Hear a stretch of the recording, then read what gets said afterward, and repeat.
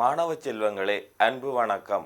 எங்களுக்கு காபோத சாதாரண தர பரீட்சை மிக நெருங்கிவிட்டது. இந்நேரத்தில் நாங்கள் தவணை 3க்கான இந்த மீட்டல் பயிற்சியை நாங்கள் செய்ய உள்ளோம். இந்த மீட்டல் பயிற்சியானது உங்களது காபோத சாதாரண பரீட்சைக்கு மிக உறுதுணையாக அமையும். ஆகவே இந்த மீட்டல் பயிற்சியை மாணவர்களே உற்று நோக்கி அவதானியுங்கள். இதில் உள்ள ஒவ்வொரு செய்கை வழியையும் வடிவாக அவதானித்து நீங்கள் உங்களுடைய இறுதி பரீட்சைக்கு தயாராகுங்கள்.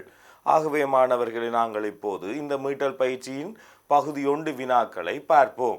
முதலாவது வினாவை பார்ப்போம். இப்போது பாருங்கள், மீட்டல் பயிற்சி 3ஆம் தவணை அதற்குரிய பகுதி 1 வினாக்களை தற்போது பார்க்க உள்ளோம். அப்போ பாருங்கள், முதலாவது கீழே தரப்பட்டுள்ள சமநிலையை தீர்த்து தீர்வுகளை ஓர் எண்கோட்டில் குறிக்க. அப்போ முதலாவது நாங்கள் என்ன செய்யணும்? அந்த சமநிலையை தீர்ப்போம். முதலில் அந்த சமநிலையை தீர்த்து அந்த தீர்வுகளை எண்கோட்டில் குறிப்போம். அப்போ கவனியுங்கள், இங்கே 2x சக 5 சிறிதல்லது சமன் 15. அப்போ முதலில் நாங்கள் என்ன செய்தல் வேண்டும்?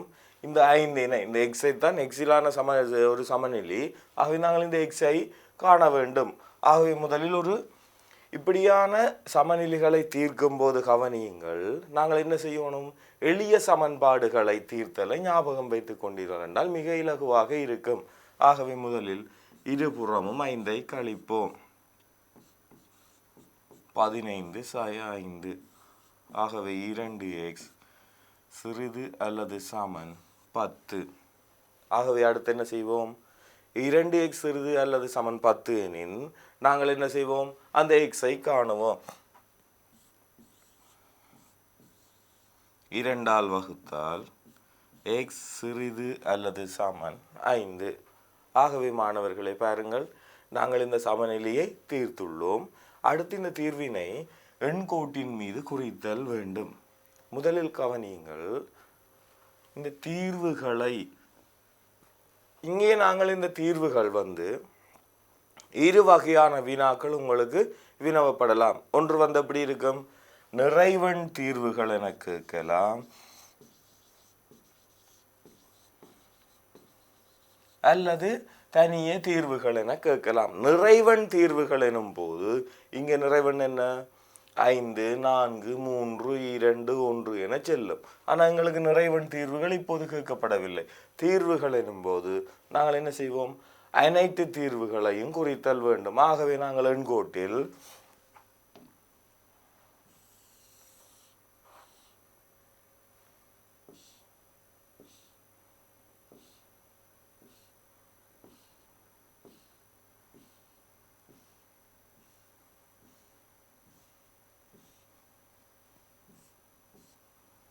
பாருங்கள், 8, 7, 6, 5, 4, 3, 2, 1, 0, மறை 1, மறை 2, மறை 3. எக்ஸ் ஆனது 5 அல்ல 5லும் குறைவு. ஆக என்ன செய்யணும்? 5க்கு சமன் அல்ல 5ஐ விட குறைவு. ஆகவே பாருங்கள், இங்கே எல்லை 5 5லும் குறைவு. ஆகவே நாங்கள் என்ன செய்யணும்? 5க்கு சமனாகியால் இதை நிலற்றுவோம். நிலச்சிட்டு 5லும் குறைவண்ட இந்த பக்கம் இடது பக்கமாக நாங்கள் நிலற்ற உள்ளோம். எல்லை வரை நிலற்றுங்கள், அல்லது நீங்கள் கீறிய எல்லை வரை நிலற்றுங்கள், அல்லது இடையில் விடுவதாயும் கட்டாயம் அம்புக்குறியை போடுங்கள். அப்போ நாங்கள் பாருங்கள், தடித்த கோட்டினால் காட்டியுள்ளோம். இங்கே பாருங்கள், எக்ஸ் சிறிது அல்லது சமன் 5, எக்ஸ் சிறிது அல்லது சமன் 5.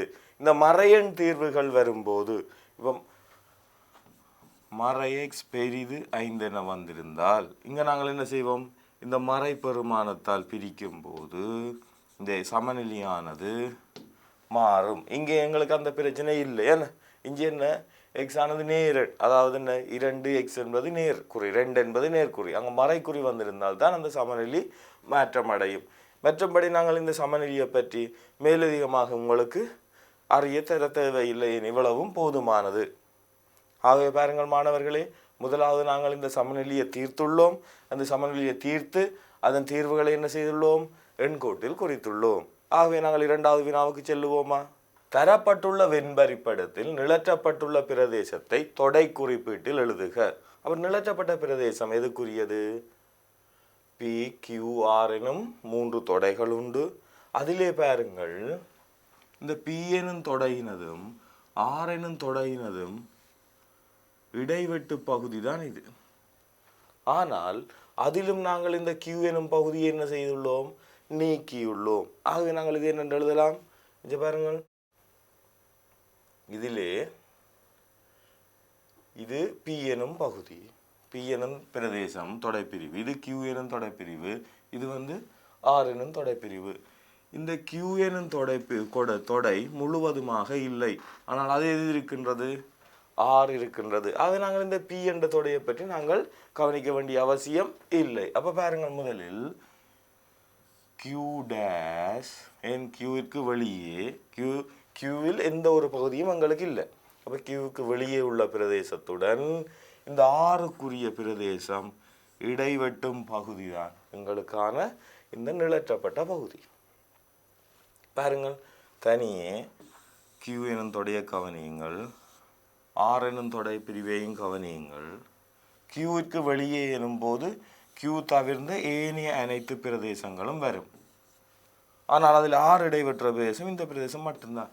அதுதான் அங்கே குறிக்கப்பட்டுள்ளது. எங்களுக்கு இந்த P எனும் தொடையை பற்றி எந்த ஒரு தகவலும் தேவை இல்லை. ஏனெனில் Pயின் பகுதியானது அதிலே தேவையும் நிழற்றப்படாத வகையால் நாங்கள் Q இடைவெட்டு R என்பதை நாங்கள் குறித்துள்ளோம். இவ்வளவுதான் விஷயம். நீங்கள் கடுமையாக யோசிக்க வேண்டிய அவசியம் இல்லை. அடுத்த வினாவுக்கு செல்லுவோம். ஓர் இரு சமபக்க செங்கோண முக்கோணியில் செம்பக்கத்தின் மீது வரையப்பட்டுள்ள சதுரத்தின் பரப்பளவு. அப்ப பாருங்கள், ஒரு இரு சமபக்க செங்கோண முக்கோணி,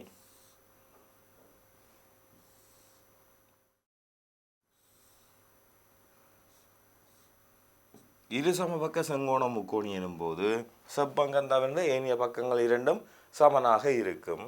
அதிலே செம்பக்கத்தின் மீது வரையப்பட்ட சதுரத்தின் பரப்பளவு 64 சென்டிமீட்டர் வர்க்கமெனின் ஏனைய இரு பக்கங்களினதும் பரப்பளவுகளை காண்க. எஞ்சிய ஒரு பக்கத்தின் மீது வரையப்பட்டுள்ள ஒரு சதுரத்தின் பரப்பளவை காண்க. அப்ப அதை என்ன காண முடியும் எங்களால?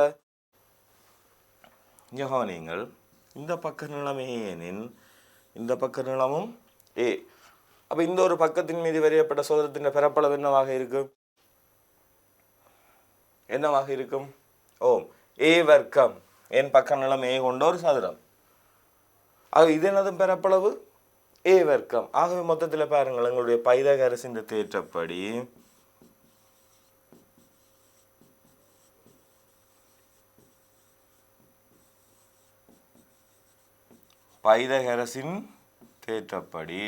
என்ன, செம்பக்கத்தின் மீது வரையும் சதுரத்தின் பரப்பளவானது 64 சென்டிமீட்டர் வர்க்கமானது ஏனைய இரு பக்கங்களின் மீதும் அந்த செங்கோணத்தை ஆக்கும் பக்கங்களின் மீது வரையப்படும் சதுரங்களின் பரப்புகளின் கூட்டுத்தொகைக்கு சமன். அப்ப சதுரங்கள் அன்றைக்கு இதுல A வர்க்கம், இங்கேயும் A வர்க்கம். ஆக பாருங்கள், 64 சமன் 2 A வர்க்கம். அது ஒரு A வர்க்கத்தை காண 2ஆல் வகுப்போம். அது A வர்க்கம் 32. அது ஒரு பக்கத்தின் பரப்பளவு எவ்வளவு? 32 சதுர சென்டிமீட்டர். ஒரு பக்கத்தில் வரையும் சதுரத்தின் பரப்பளவு 32 சென்டிமீட்டர் வர்க்கம் ஆகும். அப்போ பாருங்க, இதுக்கு நாங்கள் என்ன இதை பயன்படுத்தினோம்? பைதகரசின் தேற்றத்தை பயன்படுத்தி. பைதகரசின் தேற்றமானது என்ன? செம்பக்கத்தின் மீது வரையப்படும் சதுரத்தின் பரப்பளவு ஏனைய இரு பக்கங்களில் வரையும் சதுரங்களின் பரப்புகளின் கூடுதொகைக்கு சமன். இங்கு இரு பக்கங்களின் நீளங்கள் சமனாகியால் ஒரு பக்கத்தில் வரையும் சதுரத்தின் பரப்பளவு A வர்க்கம் எனின் மற்ற சதுரத்திலும் வரையும் சதுரத்தின் பரப்பளவு என்னவா இருக்கும்? A வர்க்கமாக இருக்கும். அப்போ 2 A வர்க்கம் 64க்கு சமன். அது ஒரு A வர்க்கம் 32க்கு சமனாகும். ஆகவே மாணவர்களே பாருங்கள், அடுத்து நாங்கள் 4வது வினாவுக்கு செல்லுவோமா? மறை 3 2 0 மறை 5 P 2 சமன் மறை 5 கியூ எனின் பீக்கம கியூ என்பவற்றை காண்க. இது ஒரு தாய பெருக்கம், தாயங்களின் பெருக்கம். அவ தாயங்களின் பெருக்கம் எனும் போது நாங்கள் உடனே ஞாபகம் வைத்திருக்க வேண்டியது கிடை நிலைக்குத்து. கிடையாக வந்து நிலைக்குத்தாக விழுதல் வேண்டும். இதை நீங்கள் மறக்காமல் வைத்திருந்தீர்கள் என்றால் அப்போ பாருங்கள், இங்கே மறை 3 2 பி 2 இவ்வளவு தான் நீங்கள் செய்ய வேண்டியது. என்னண்டு மறை 3 தர பி சாக 2 தர 2. இது மேலக்குரிய மூலகம். அடுத்து இங்கே 0 தர பி சாக மறை 5 தர 2. இவ்வளவும் தான் எங்களுடைய மறை 5 கியூவிற்கு சமனாக இருக்கும். சரிதான மாணவர்களே? மறை 3 பி சக 4, 0 பி மறை 5 தர 2. ஆகிய நாங்கள் நேரடியாக பெருக்கலாம். மறை 3 பி சக 4, 0 தர பி 0 மறை 10. இவ்வளவு தான் மறை 5 கியூ. தாயங்களின் பெருக்கம் மிக இலகு. கிடை நிலைக்குத்து எனும் வகையில் நீங்கள் பெருக்கினீர்கள் என்றால் உங்களுக்கு இலகுவாக இதனை கண்டுபிடிக்க முடியும். பாருங்கள், அடுத்து இதிலிருந்து நாங்கள் சொல்லலாம் மறை 3 பி சக 4 தான் மறை 5. இதிலிருந்து மறை 3 பி ஆனது மறை 5 சய 4, அது சமன் மறை 9. ஆகவே நாங்கள் மறை 3ஆல் வகுத்தோம் எனில் பி சமன் 3. அப்போ பி சமன் எவ்வளவு? 3. அடுத்து கியூவை நாங்கள் இலகுவாக சொல்லலாம். கியூ சமன் நேரடியாகவே நாங்கள் எழுத முடியும். கியூ சமன் மறை 10. பாருங்கள், மறை 3 2 0 5 0 மறை 5 எனும் தாயத்தை பி 2 எனும் தாயத்தால் பெருக்கும்போது எங்களுக்கு மறை 5 கியூ என வருகிறது. அந்த தாயங்கள் என்ற பெருக்கம் நாங்கள் கிடை நிலைக்குத்து எனும் வகையில் நாங்கள் எங்களால் பெருக்க முடியும். ஆகவே நீங்கள் பெருக்க முடியும் போது நாங்கள் அது ஒரு என்ன சமன்பாடு, எளிய சமன்பாட்டு வடிவில் உண்டு. அதனை கொண்டு நாங்கள் பியையும் அங்கால் என்ன செய்யலாம், நாங்கள் கியூவை நாங்கள் நேரடியாகவும் காணக்கூடியதாக இருக்கின்றது. அப்போ தாயங்களின் பெருக்கத்தை நீங்கள் இவ்வாறு ஞாபகம் வைத்தீர்கள் என்றால் உங்களுக்கு இலகுவாக இருக்கும். இந்த தாயத்தின் வரிசையை பாருங்கள், 2 தர 2. இந்த தாயத்தின் வரிசை 2 தர 1. அதை பாருங்கள், நிரலும் நிறையும் எண்ணிக்கை சமனாகியால் இந்த பெருக்கப்படும் தாயத்தின் வரிசை 2 தர 1ஆக வருகின்றது. ஆகவே பாருங்கள், மிக இலகுவாக நாங்கள் கண்டுபிடித்து நாங்கள் இவற்றினை பெருக்கத்தை மிக இலகுவாக ஒன்று வந்த எளிய சமன்பாடாகவும் மற்றது நேரடியாகவும் நாங்கள் இதனை கண்டுள்ளோம். ஆகவே மாணவர்களை பாருங்கள், தாயத்தின் பெருக்கம் நிச்சயமாக உங்களுக்கு பகுதி 1 ஏயில் அல்லது பகுதி 2 பியில் மிகச்சிறிய கணக்காக உங்களுக்கு தரப்படும். 2 புள்ளி பகுதி 1 ஏயில் வரும்போது பகுதி 2 பி அல்லது ஏயில் வரும்போதும் 2 அல்ல 3 புள்ளிகளை கொண்ட ஒரு வினாவாக அமையும். எனவே இதில் நீங்கள் பயிற்சி செய்து இதனை நீங்கள் செய்து கொள்ள முடியும். 5வது வினாவுக்கு செல்லுவோம். உருவில் தரப்பட்டுள்ள ஓவை மையமாக உடைய வட்டத்தில், இதில் ஓ குறிக்கப்படவில்லை, குறித்து கொள்ளுங்கள். வட்டத்தின் பரிதியின் மீது அமைந்துள்ள ABCD ஆகிய புள்ளிகளில் வட்டத்துக்கு வரையப்பட்டுள்ள தொடலிகள் உருவிலே உள்ளவாறு PQRS என்பவற்றில் ஒன்றை சந்திக்கின்றன. PQ சக SR வந்து 20 சென்டிமீட்டர் ஆயின் PQRS என்ற சுற்றளவு என்று கேட்டிருக்கு. தொடலிகள் எனும் போது உங்களுக்கு தொடலிகள் தொடர்பான தேற்றம் என்ன படித்துள்ளீர்கள்? தொடலி வந்து தொடுபுள்ளியில் உள்ள ஆரைக்கு செங்குத்து. அடுத்தது வெளிப்புள்ளியிலிருந்து வரையும் தொடலிகளை பற்றி என்ன கற்றுள்ளீர்கள்? என்னது, வெளிப்புள்ளி ஒன்றிலிருந்து வரையும் தொடலிகளின் தொடலிகள் வந்து எப்படி இருக்கும்? நீளத்தில் சமனாகும். அது போதும் இப்போது எங்களுக்கு. ஏன், வெளிப்புள்ளியான இந்த PQRSல இருந்து வரையப்பட்ட தொடலின் நீளங்கள் தான் பாருங்க, தொடலிகள் தான். இப்போ பாருங்கள், பியிலிருந்து PA PB, அப்போ இந்த ரெண்டு என்னவா இருக்கும்? சமனாக இருக்கும். அதே போல் கியூவிலிருந்து BQவும் CQவும், ஆறிலிருந்து RCயும் RDயும், அடுத்து இங்கே DSம் SV SAயும், அப்போ இவை எல்லாம் என்னவா இருக்கு? நீளத்தில் சமனாக இருக்கும். ஆகவே நாங்கள் இப்போ பாருங்கள், எங்களுக்கு என்ன வேணும்? PQRS என்னது சுற்றளவு. முதலாவது அப்போ பார்ப்போம். அதை PQRS என்ற சுற்றளவு என்றால் PQRS என்ற நாட்பக்கல் என்ற சுற்றளவு சுற்றி வர நாங்கள் கூட்டினோம் எனில் சரி என்ன வரும்? PQ சக QR சக RS சக PS. எங்களுக்கு PQவும் SRம் தெரியும். எவ்வளவு? 20. இந்த PQ சக SR வந்து PQ சக SR ஆனது இந்த ரெண்டிருந்தும் கூட்டுத்தொகை எங்களுக்கு தெரியும் 20 சென்டிமீட்டர். ஓகே, அது இருக்கட்டும். இனி இந்த QRம் PSஐயும் எவ்வாறு இவற்றின் சார்பில் எழுத முடியும் என்பதை பார்ப்போம். இப்போ பாருங்க, QR எனும் போது அதை நாங்கள் QC சாக என்னென்று எழுதலாம்? RC என எழுத முடியும். என்ன நாங்கள் பாருங்கள், இதை QC சக RC. அதே போல் PSஐ கவனியுங்கள், PA சக AS. இனி பாருங்கள், இவர் 20 சென்டிமீட்டர். QC ஆனது இந்த BBக்கு சமன், BQக்கு சமன். அதே போல் RC ஆனது RDக்கு சமன். அடுத்த PA ஆனது பாருங்கள், PA ஆனது PBக்கு சமன். AS ஆனது DSக்கு சமன். இதில் இருந்து நாங்கள் ஒரு முடிவுக்கு வரலாம். BQ சக PB, BQ சக PB. அதே போல RD சக DS. இந்த ரெண்டு சோடிகளையும் எடுப்பதன் மூலம் BQ சக PB ஆனது PQ ஆகவும் PQ ஆகவும் RD சக DS ஆனது RD சக DS ஆனது RS ஆகவும் காணப்படும். இப்போ பாருங்க, PQ சக SR மீண்டும் 20. ஆகவே 20 சக 20 40 சென்டிமீட்டர். பாருங்கள், மிக இலகுவாக நாங்கள் இதனை கண்டுபிடித்துள்ளோம். இதை நாங்கள் எவ்வாறு எழுதலாம் என்றால், நீங்கள் பாருங்கள், இது A என்றால் A,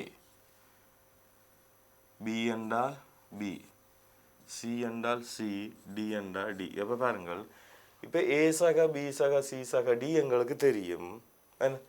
A சக B சக C சக D எங்களுக்கு தெரியும் எவ்வளவு? 20 சென்டிமீட்டர். ஆனால் மொத்தமாக கூட்டும்போது 2A சக 2B சக 2C சக 2D என 4 வரும். அவை எல்லாத்துலேயும் இருமடங்கு எடுத்தோம் என்றால் 20 என்றால் அது 40 வரும். இப்போ பாருங்கள், இதிலிருந்து நாங்கள் சொல்லலாம் 2A சக 2B சக 2C சக 2D தான் இதன் சுற்றளவு. 2 பொதுவாக எடுத்தால் A சக B சக C சக D. A சக Cயும் B சக Dயும் சேர்ந்து தான் எங்களுக்கு 20. அப்போ 2 தர 20 40 சென்டிமீட்டர். நீங்கள் ABCD என பிரதியிடுவதன் மூலமும் இதனை காண முடியும். அப்போ ABCD என நீங்கள் இதில் பிரதியிட வேண்டும் எனில் படத்தில் குறியுங்கள். குறைத்தீர்கள் எனால் நீங்கள் என்ன செய்யலாம்? மிக இலகுவாக கண்டுபிடிக்கலாம். நாங்கள் இதனை PQ என்ற உச்சிகளின் பெயர்களின் சம்பந்தமாக நாங்கள் நீளங்களை கதைத்துள்ளோம். நீங்கள் ABCD என பிரதியிடுவதன் மூலம் இதனை கண்டு இலகுவாக செய்து முடிக்கலாம். அப்போ இதற்கு நாங்கள் என்னத்தை பயன்படுத்தினோம்? வெளிப்புள்ளி ஒன்றிலிருந்து வட்டத்துக்கு வரையும் தொடலிகள் நீளத்தில் சமன் எனும் தேற்றத்தை பயன்படுத்தி இந்த வினாவுக்கான விடையினை கண்டுபிடித்தோம். அடுத்த வினாவுக்கு செல்லுவோம். A, B ஆகியன எழுமாற்று பரிசோதனையில் 2 நிகழ்ச்சிகள் ஆவதுடன் PA சமன் 0.4, A ஒன்றுப்பு B ஆனது 0.7 ஆகும் எனின் A, B ஆகியன சாரா நிகழ்ச்சிகள். கவனியுங்கள், சாரா நிகழ்ச்சிகள் ஆயின் PB அதாவது B-னது நிகழ்தகவு என்னென்று கேட்டு கிடக்கு. அப்போ சாரா நிகழ்ச்சி என்றொன்று உங்களுக்கு என்ன தெரியுது? சாரா நிகழ்ச்சிகளின் இந்த A-னதும் B-னது நிகழ்தகவுகளின் பெருக்கம்தான் என்னவாக வரும்? இடைவெட்டாக வரும். அப்போ சாரா நிகழ்ச்சிகள் என்றபடியால் நாங்கள் உடனே எழுதலாம், PA தர PB ஆனது PA இடவட்டு B ஆக காணப்படும். அதாவது A இடவட்டு Bக்குரிய நிகழ்தகவானது A-னதும் B-னதும் நிகழ்தகவுகளின் பெருக்கம். இதில் A-க்குரிய நிகழ்தகவு எங்களுக்கு 0.4. அது 0.4 தர B-க்குரிய நிகழ்தகவு தான் A இடவட்டு B-க்குரிய நிகழ்தகவு. இனி எங்களுக்கு ஒன்றிப்பு தெரியுமாகையால் நாங்கள் மிக இலகுவாக ஒரு தொடர்பை எழுத முடியும். என்ன சொல்லுங்கள் பார்ப்போம்.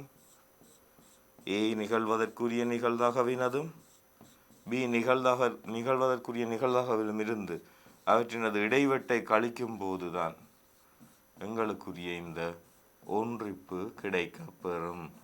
அப்போ இதில் எங்களுக்கு என்னத்தை காண வேண்டும்? பிக்குரிய நிகழ்தகவை. அப்போ பிக்குரிய நிகழ்தகவை நாங்கள் காண வேண்டும் என நாங்கள் முதலில் என்ன செய்வோம்? இவற்றினை தெரிந்தவற்றினை பிரதியீடு செய்து தெரியாதவற்றினை காணுவோம். அப்போ பாருங்கள், A 0.4 பிக்குரிய நிகழ்தகவு எங்களுக்கு தெரியாது. அப்போ நாங்கள் என்ன செய்வோம்? A இடவட்டு பியை பார்ப்போம். இப்போ A இடவட்டு பியை நாங்கள் என்ன செய்துள்ளோம்? பியின் சார்பில் கண்டுள்ளோம். பியின் சார்பில் என்ன? பியின் சார்பில் எவ்வளவு? 0.4 மடங்கு பி. அது சமன். இப்போ ஒன்றிப்பு எங்களுக்கு தெரியும். ஒன்றிப்பு எவ்வளவு? 0.7. அந்த 0.7 இது எங்களுக்குரிய ஒன்றிப்புக்குரிய நிகழ்தகவு. ஆகவே அது 0.7 ஆக காணப்படும். அப்போ பாருங்கள், எங்களுக்கு தனியே இந்த பியின் நிகழ்தகவிலே ஒரு சமன்பாட்டினை உருவாக்கியுள்ளோம். ஆகவே முதலில் நாங்கள் என்ன செய்வோம்? இந்த 0.4 அங்கால கொண்டு செல்லுவோம். செல்லும்போது இந்த இரண்டில் நாங்கள் என்ன செய்கிறோம்? பிக்குரிய நிகழ்தகவை எடுக்கிறோம். பொதுக்காரணியை வேறுபடுத்துகிறோம். வேறுபடுத்தும் போது 1 - 0.4 சமன் 0.7 - 0.4. ஆக இதை நாங்கள் மிக இலகுவாக எழுதலாம். 0.6 பிக்குரிய நிகழ்தகவு சமன் 0.3. ஆகவே பாருங்களே, நீ இந்த பிக்குரிய நிகழ்தகவானது 0.6 கீழ் 0.3 கீழ் 0.6. ஆகவே பாருங்கள், இதை நாங்கள் எவ்வாறு சுருக்கலாம்? 6/3. ஆகவே அரை 0.5. அதாவது பியிற்குரிய நிகழ்தகவு 0.5. மாணவர்களை இங்கே கவனியுங்கள். முதலாவது நீங்கள் சாரா நிகழ்ச்சிகள். இதில் 2 விதமான நிகழ்ச்சிகள் நீங்கள் பார்ப்பீர்கள். ஒன்று தம்முள் புறநீங்கும் நிகழ்ச்சிகள், மற்றது சாரா நிகழ்ச்சிகள். இந்த தம்முள் புறநீங்கும் நிகழ்ச்சிகள் அவற்றின் இடைவெட்டு 0 ஆகும். இங்கே சாரா நிகழ்ச்சிகள் எனும் போது இடைவெட்டானது என்னவாக வருகிறது? அந்த 2 நிகழ்தகவுகளினதும் பெருக்கம். அதனை கொண்டு நாங்கள் அதனை பியின் சார்பில் ஒரு பெருமானத்தை பெற்று அதனை அங்கே பிரதியிடுவதன் மூலம் அதனை சுருக்கி இந்த பிக்குரிய நிகழ்தகவு 0.5 என்பதனை கண்டுள்ளோம். முதலாவது எடுக்க வேண்டிய தொடர்பு சாரா நிகழ்ச்சி. அப்போ சாரா நிகழ்ச்சி எனின் இடைவெட்டானது அவ்விரு நிகழ்வுகளினதும் நிகழ்தகவுகளின் பெருக்கமாக இருக்கும். அடுத்து நாங்கள் மூன்றாவது இந்த தொடர்பு, அந்த 2 நிகழ்ச்சிகளின் நிகழ்தகவிலிருந்து இடைவெட்டு நிகழ்தகவை கழிக்கும் போது எங்களுக்கு ஒன்றிப்பு கிடைக்கும். இந்த 2ஐயும் நீங்கள் ஞாபகம் வைத்தீர்கள் எனில் இதை மிக இலகுவாக செய்து கொள்ள முடியும். இது பகுதி ஒன்றிலே A பகுதியில் வரக்கூடிய ஒரு வினாவாக இது அமைந்திருக்கும். ஆகிய மாணவர்களை பாருங்கள், நாங்கள் இப்போது 7வது வினாவுக்கு செல்லுவோம். உருவில் தரப்பட்டுள்ள ஓவை மையமாக உடைய வட்டத்தில் COD 70 பாகை, CBA 100 பாகையும் எனின் ODAயின் பெறுமதி யாது? ODA அந்த எக்ஸ் என குறிக்கப்பட்டுள்ள கோணத்தின் பெறுமதி யாது? அப்போ இங்கே கவனிங்கள், முதலாவது நாங்கள் இங்கே எழுத முடியும். இது ஒரு இரு சமபக்க முக்கோணி. இது ஒரு இரு சமபக்க முக்கோணி. இரு சமபக்க முக்கோணி எனும்போது எங்களுக்கு என்ன தெரியும்? ஏன் இது இரு சமபக்க முக்கோணி என சொல்லுகின்றோம்? ஓசியும் ஓடியும் ஆரைகளாகையால் இந்த 2 கோணங்களும் சமனாகும். நாங்கள் இதனை ஏ என கொண்டோம் எனில் இதுவும் ஏ ஆக அமையும். அப்போ பாருங்கள், ஏசாக இந்த 70 பாகை 180. ஆகவே இந்த 2A 180 - 70. 2A 110 பாகை. ஆகவே 2ஆல் வகுத்தோம் எனில் A சமன் 55 பாகை. நாங்கள் இந்த பகுதி ஏஐ கண்டுள்ளோம். அடுத்த மாணவர்களை நாங்கள் என்ன செய்யலாம் என்றால், இந்த ABCD ஒரு வட்ட நாட்பக்கலின் ஒரு நாட்பக்கலின் 4 உச்சிகளும் எங்கே இருக்கு? வட்டத்தின் மீது அமைந்தால் அது ஒரு வட்ட நாட்பக்கல். வட்ட நாட்பக்கலின் எதிர்கோணங்கள் என்னவாக இருக்கணும்? மிகை நிரப்பியாக இருத்தல் வேண்டும். அப்போ எதிர்கோணங்கள் எனும் போது இந்த பியும் டியும் எதிர்கோணங்கள். அப்போ பி என்ற கோணம் எங்களுக்கு 100 பாகை, இது ஏயும் எக்ஸும் சேர்ந்ததான கோணம்தான் இந்த ஏடிபிசி. ஆகவே பாருங்கள், இந்த ஏபிசி எனும் கோணமும் ஏடிசி எனும் கோணமும் சேர்ந்துதான் 180 பாகை. இப்போ முதலாவது இது நாங்கள் பாருங்கள், முக்கோணியின் அகக்கோணங்களின் கூட்டுத்தொகை. இங்கே என்ன பார்க்க போறோம், வட்ட நாட்பக்கலின்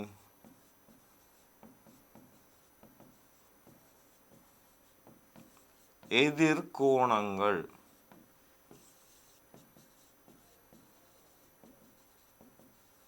எதிர்கோணங்கள் எப்படி இருக்கும், மிகை நிரப்பி ஆகும். மிக நிரப்பி என்ற வகையால் அந்த ரெண்டு கோணம் சேர்ந்து 180. ஏபிசி 100 பாகை. இந்த ஏடிசியான கோணமானது நாங்கள் முதல்ல கண்ட ஏ சக எக்ஸ் சமன் 180. இதில் ஏ எங்களுக்கு தெரியும் 55 பாகை. 100 சக 55 சக எக்ஸ் வந்து 180. 155 சக எக்ஸ் தான் 180. ஆகவே எக்ஸ் சமன் 180 சாய 155. ஆகவே அது 25 பாகை. நாங்கள் இப்போ எக்ஸ் என கொண்டது என்ன, ஏடிஓவை. ஆகவே இந்த பாருங்கள் எங்களுக்கு கேட்கப்பட்ட ஓடிஏ ஆனது. ஆகவே ஓடிஏ வந்து 25 பாகை. இதற்காக நாங்கள் என்ன பார்த்தோம், 3 தேற்றங்களை இங்கே பயன்படுத்தியுள்ளோம். ஓஏயும் ஓடியும் ஆரைகள் என்றபடியால் அது என்னவா இருக்கும், அவை ரெண்டும் சமன். ஆகவே இது ஒரு இரு சமபக்க முக்கோணி. இரு சமபக்க முக்கோணி எனும்போது அவற்றின் எதிர்கோணங்கள் என்னவா இருக்கும், சமன். சமனான பக்கங்களுக்கு எதிரான கோணங்கள் சமன் எனும் தேற்றத்தை அடுத்து பிறந்த ஒரு முக்கோணியின் அகக்கோணங்களின் கூட்டுத்தொகை 180 பாகை என்பதையும், அடுத்து நாங்கள் என்னத்தை பயன்படுத்தினோம், ஒரு வட்ட நாட்பக்கலின் எதிர்கோணங்கள் மிக நிரப்பி என்பதையும் நாங்கள் பயன்படுத்தி உள்ளோம். மாணவர்கள், நாங்கள் இப்போது 7வது வினாவுக்கான விடையை செய்து பார்த்தோம். அடுத்து நாங்கள் 8வது வினாவுக்கு செல்லுவோம். உருவில் தரப்பட்டுள்ள ஏபிசிஜி எஃப்சிடிஇ ஆகியன சதுரங்கள் ஆகும். அப்போ சதுரங்கள் என்றவுடன் உங்களுக்கு என்ன ஞாபகம் பெறணும், எல்லா பக்கங்களும் சமன், அதோடன் ஒவ்வொரு கோணங்களும் செங்கோணம். அதே போல இந்த 4 பக்கங்களும் சமன். ஏசி வர்க்கம் 12 சென்டிமீட்டர். ஏசி வர்க்கமா, அடுத்து சிஇ வர்க்கம் வந்து 6 சென்டிமீட்டர் ஆயின் உருவின் மொத்த பரப்பளவை காண்க. இப்போ கவனிங்கள், ஏசியினது வர்க்கம் எனும் போது இந்த ஏபிசி என்ற ஒரு செங்கோண முக்கோணியின் இது செம்பக்கமாக வருகிறது. வர்க்கம் என்று வந்தோன்னு உங்களுக்கு உடன் என்ன ஞாபகம் வரணும், பைதகரசின் தேற்றம். பைதகரசின் தேற்றம் என்ன சொல்லுது, ஏபி வர்க்கம் சக பிசி வர்க்கமானது என்னவா இருக்க போது இந்த ஏசி வர்க்கமாக இருக்கும். ஆனால் ஒரு சதுரத்தின் பரப்பளவு என்ன, நீளந்தர நீளம். அதாவது ஏபியினது வர்க்கம் அல்லது பிசியினது வர்க்கம். ஏன் ஏபி பிசி எல்லாமே என்ன, நீளங்களில் சமனாகும். அப்போ பாருங்கள், இந்த முக்கோணி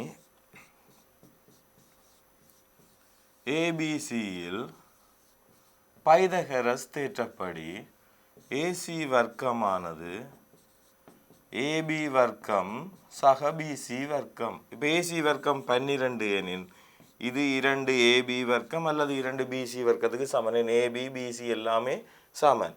ஆகவே ஏபி வர்க்கம் 6 சென்டிமீட்டர் வர்க்கம். ஆகவே ஏபி வர்க்கம் என்பது ஒரு பெரிய சதுரத்தின் பரப்பளவு. அப்போ சதுரம் ஏபி சிஜியின் பரப்பளவு 6 சென்டிமீட்டர் வர்க்கமாகும். இதே போல பாருங்கள், இந்த சிறிய சதுரத்திலும் எழுத முடியும் எங்களால். முக்கோணி சிடிஇயில் பைதகரஸ் தேற்றப்படி சொல்லுங்கள், அங்கே சிஇ வர்க்கமானது சிடி வர்க்கம் சக டிஇ வர்க்கத்துக்கு சமனாகும். அது இப்போ சிஇ வர்க்கம் உங்களுக்கு தெரியும் 6 சமன் 2 சிடி வர்க்கம். ஆகவே சிடி வர்க்கமானது 3 சென்டிமீட்டர் வர்க்கம். 3 சென்டிமீட்டர் வர்க்கம் என்பது சதுரம் சிடிஇஎஃப்பின் பரப்பு.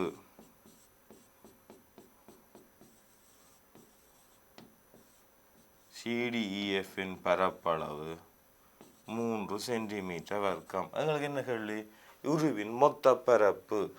ஆகவே உருவின் மொத்த பரப்பு. மொத்த பரப்பானது இந்த ரெண்டு சதுரங்களினதும் பரப்புகளின் கூட்டுத்தொகை. 6 சக 3 9 சென்டிமீட்டர் வர்க்கம். பாருங்கள், நாங்கள் இதனை பைதகரசின் தேற்றத்தை பயன்படுத்தி இந்த செம்பக்கத்தின் வர்க்கம் தரப்படும் இடத்து ஏன் இரண்டு பக்கங்களின் வர்க்கங்களின் கூட்டுத்தொகையை நாங்கள் சேர்த்தோம்.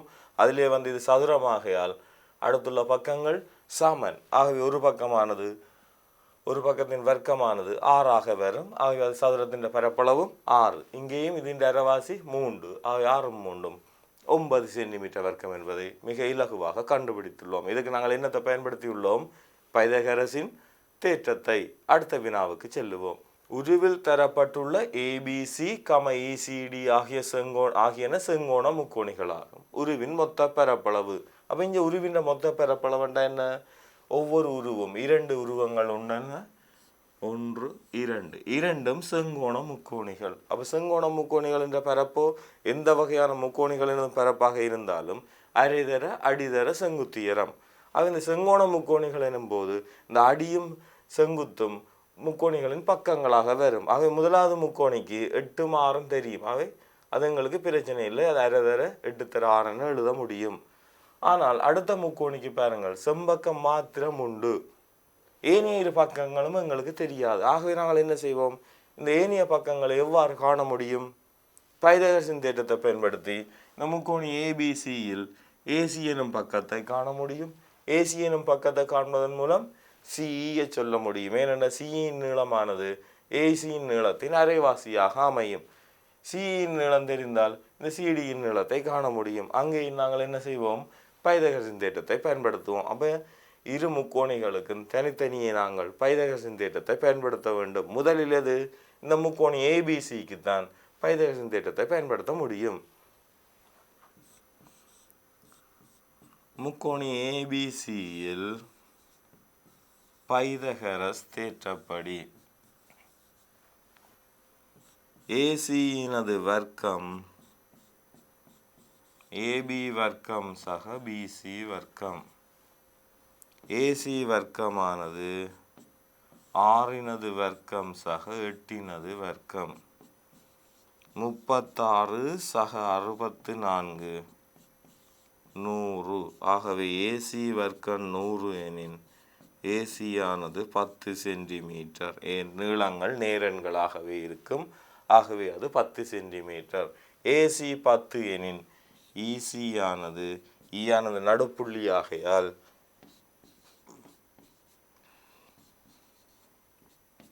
10/2 சென்டிமீட்டர். ஆகவே ஈசியின் நீளம் என்னவா இருக்க போகுது? 5 சென்டிமீட்டர். ஆகவே அடுத்து நாங்கள் மத்திய முக்கோணி சிடிஇயில் பைதகரஸ் தேற்றத்தை பயன்படுத்துவோம். அங்கே டிஇ எனும் பக்கத்தின் வர்க்கமானது இசி எனும் பக்கத்தின் வர்க்கம் சக டிசி எனும் பக்கத்தின் வர்க்கமாக அமையும். இங்கே எங்களுக்கு செம்பக்கம் தெரியும்.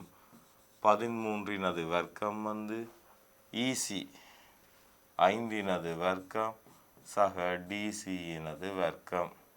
13 வர்க்கம் உங்களுக்கு தெரியும். 13 தர 13 169 சக 25 சக டிசி வர்க்கம். ஆகவே 169 சக 25 தான் டிசி வர்க்கம். ஆகவே 144 தான் டிசி வர்க்கம். ஆகவே டிசி ஆனது 12 சென்டிமீட்டர். 12 வர்க்கம் மறை 12 பொருத்தமற்றது நீளங்கள் நேரன்களில் அளக்கப்படும். அப்போ இப்போது பாருங்கள், நாங்கள் இது 5 சென்டிமீட்டர் எனவும் இதனை 12 சென்டிமீட்டர் எனவும் கண்டுள்ளோம். ஆகவே இப்போ எங்களுக்கு என்ன? உருவின் மொத்த பரப்பு. இந்த மொத்த பரப்பை நாங்கள் என்ன செய்யலாம்? 2 முக்கோணிகளினதும் பரப்பளவாக காணலாம். அது பாருங்கள், மொத்த பரப்பளவானது முக்கோணி ஏபிசியின் பரப்பு சக முக்கோணி சிடிஇயின் பரப்பு. அப்போ பாருங்கள் முக்கோணி ஏபிசியின் பரப்பு அரை தர அடி 8 தர அதுக்குரிய செங்குத்துயரம் 6. இந்த முக்கோணியினது அடி 12 எனின் அதுக்குரிய செங்குத்துயரம் 5.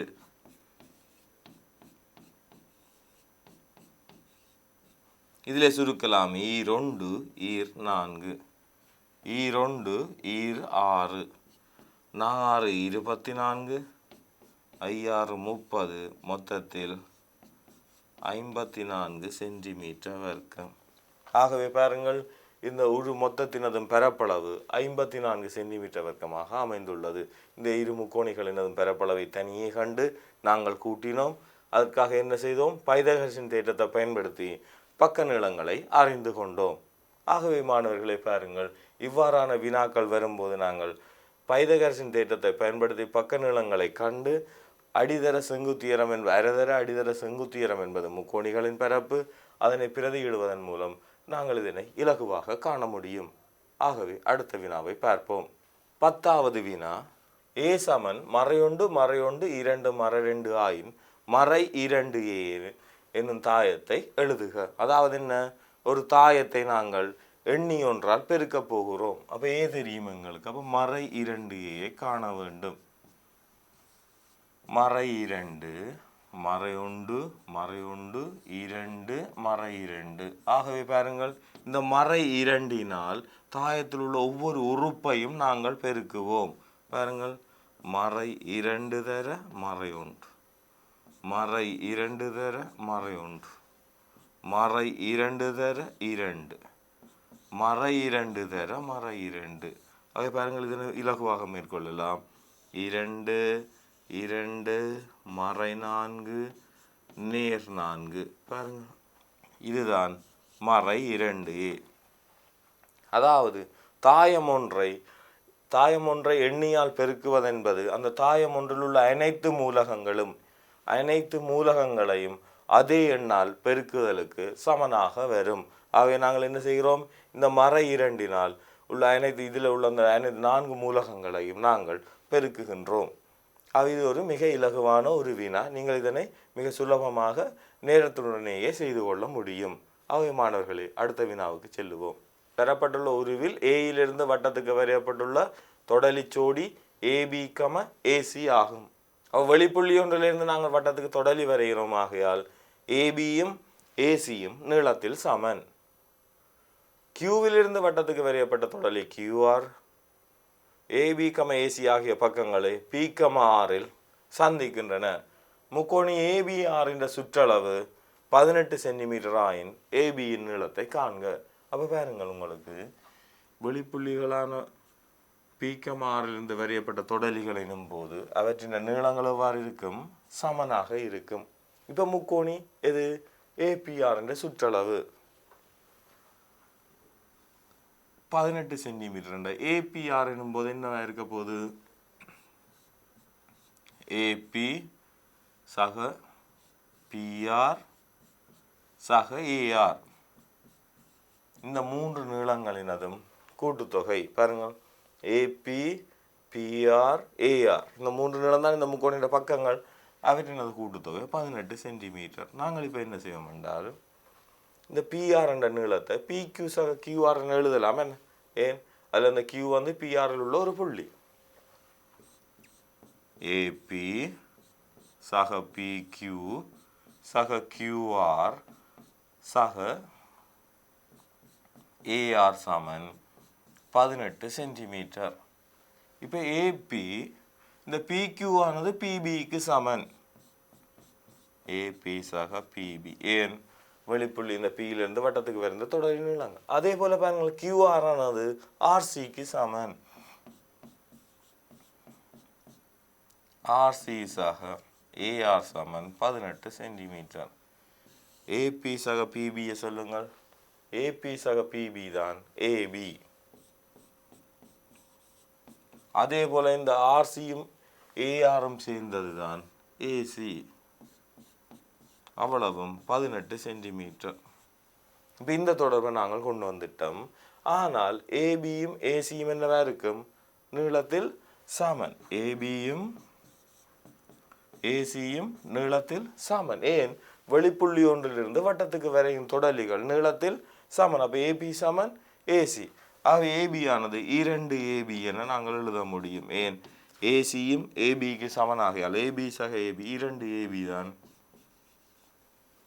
18 சென்டிமீட்டர்.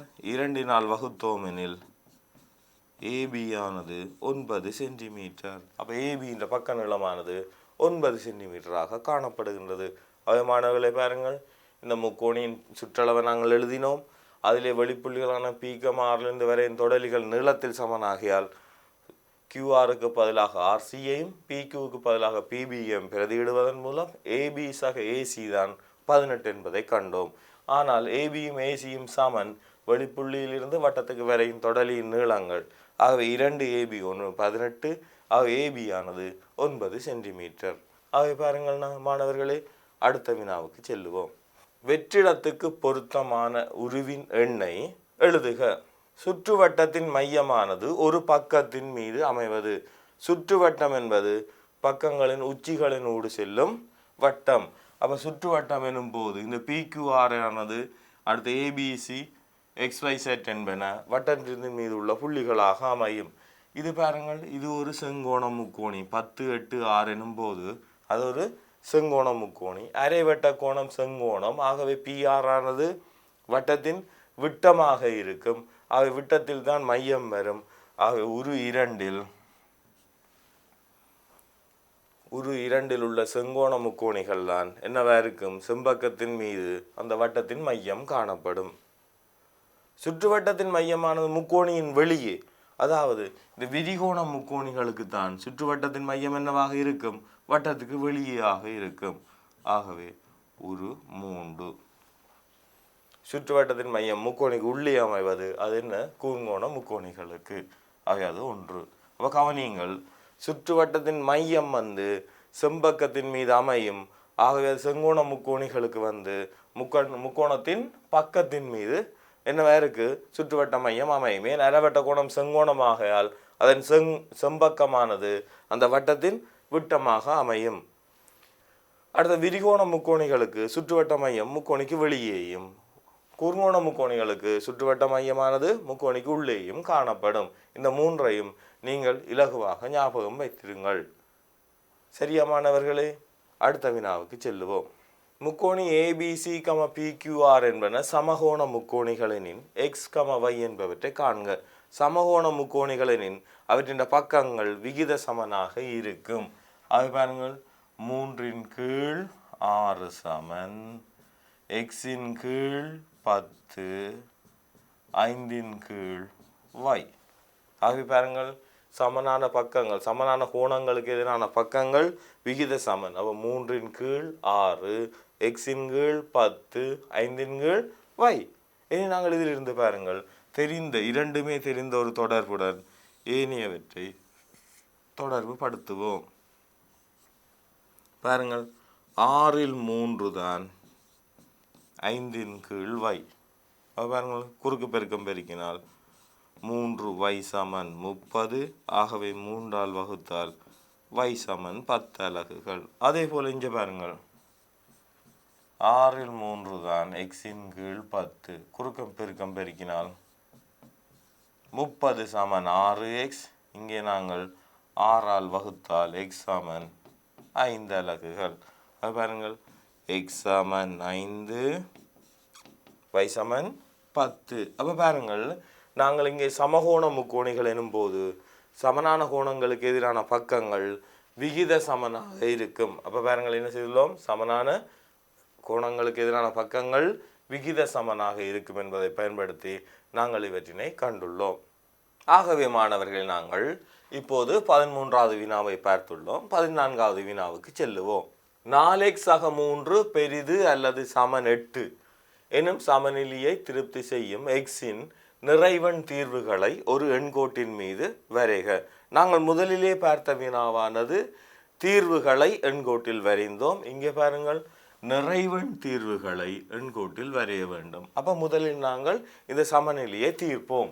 பாருங்கள், 4x/3 பெரிது அல்லது சமன் 8. ஆகவே பாருங்கள் இதில் 4x பெரிதல்லது சமன் 8/3, 4x பெரிதல்லது சமன் 5. அதை 4 வகுத்தோம் எனில் x பெரிது அல்லது சமன் 5 4, அதாவது 1/4. 1/4 விட x ஆனது பெரிதாக காணப்படுகிறது. அப்போ இந்த தீர்வுகளை நாங்கள் எவ்வாறு எண்கோட்டில் குறிப்பது?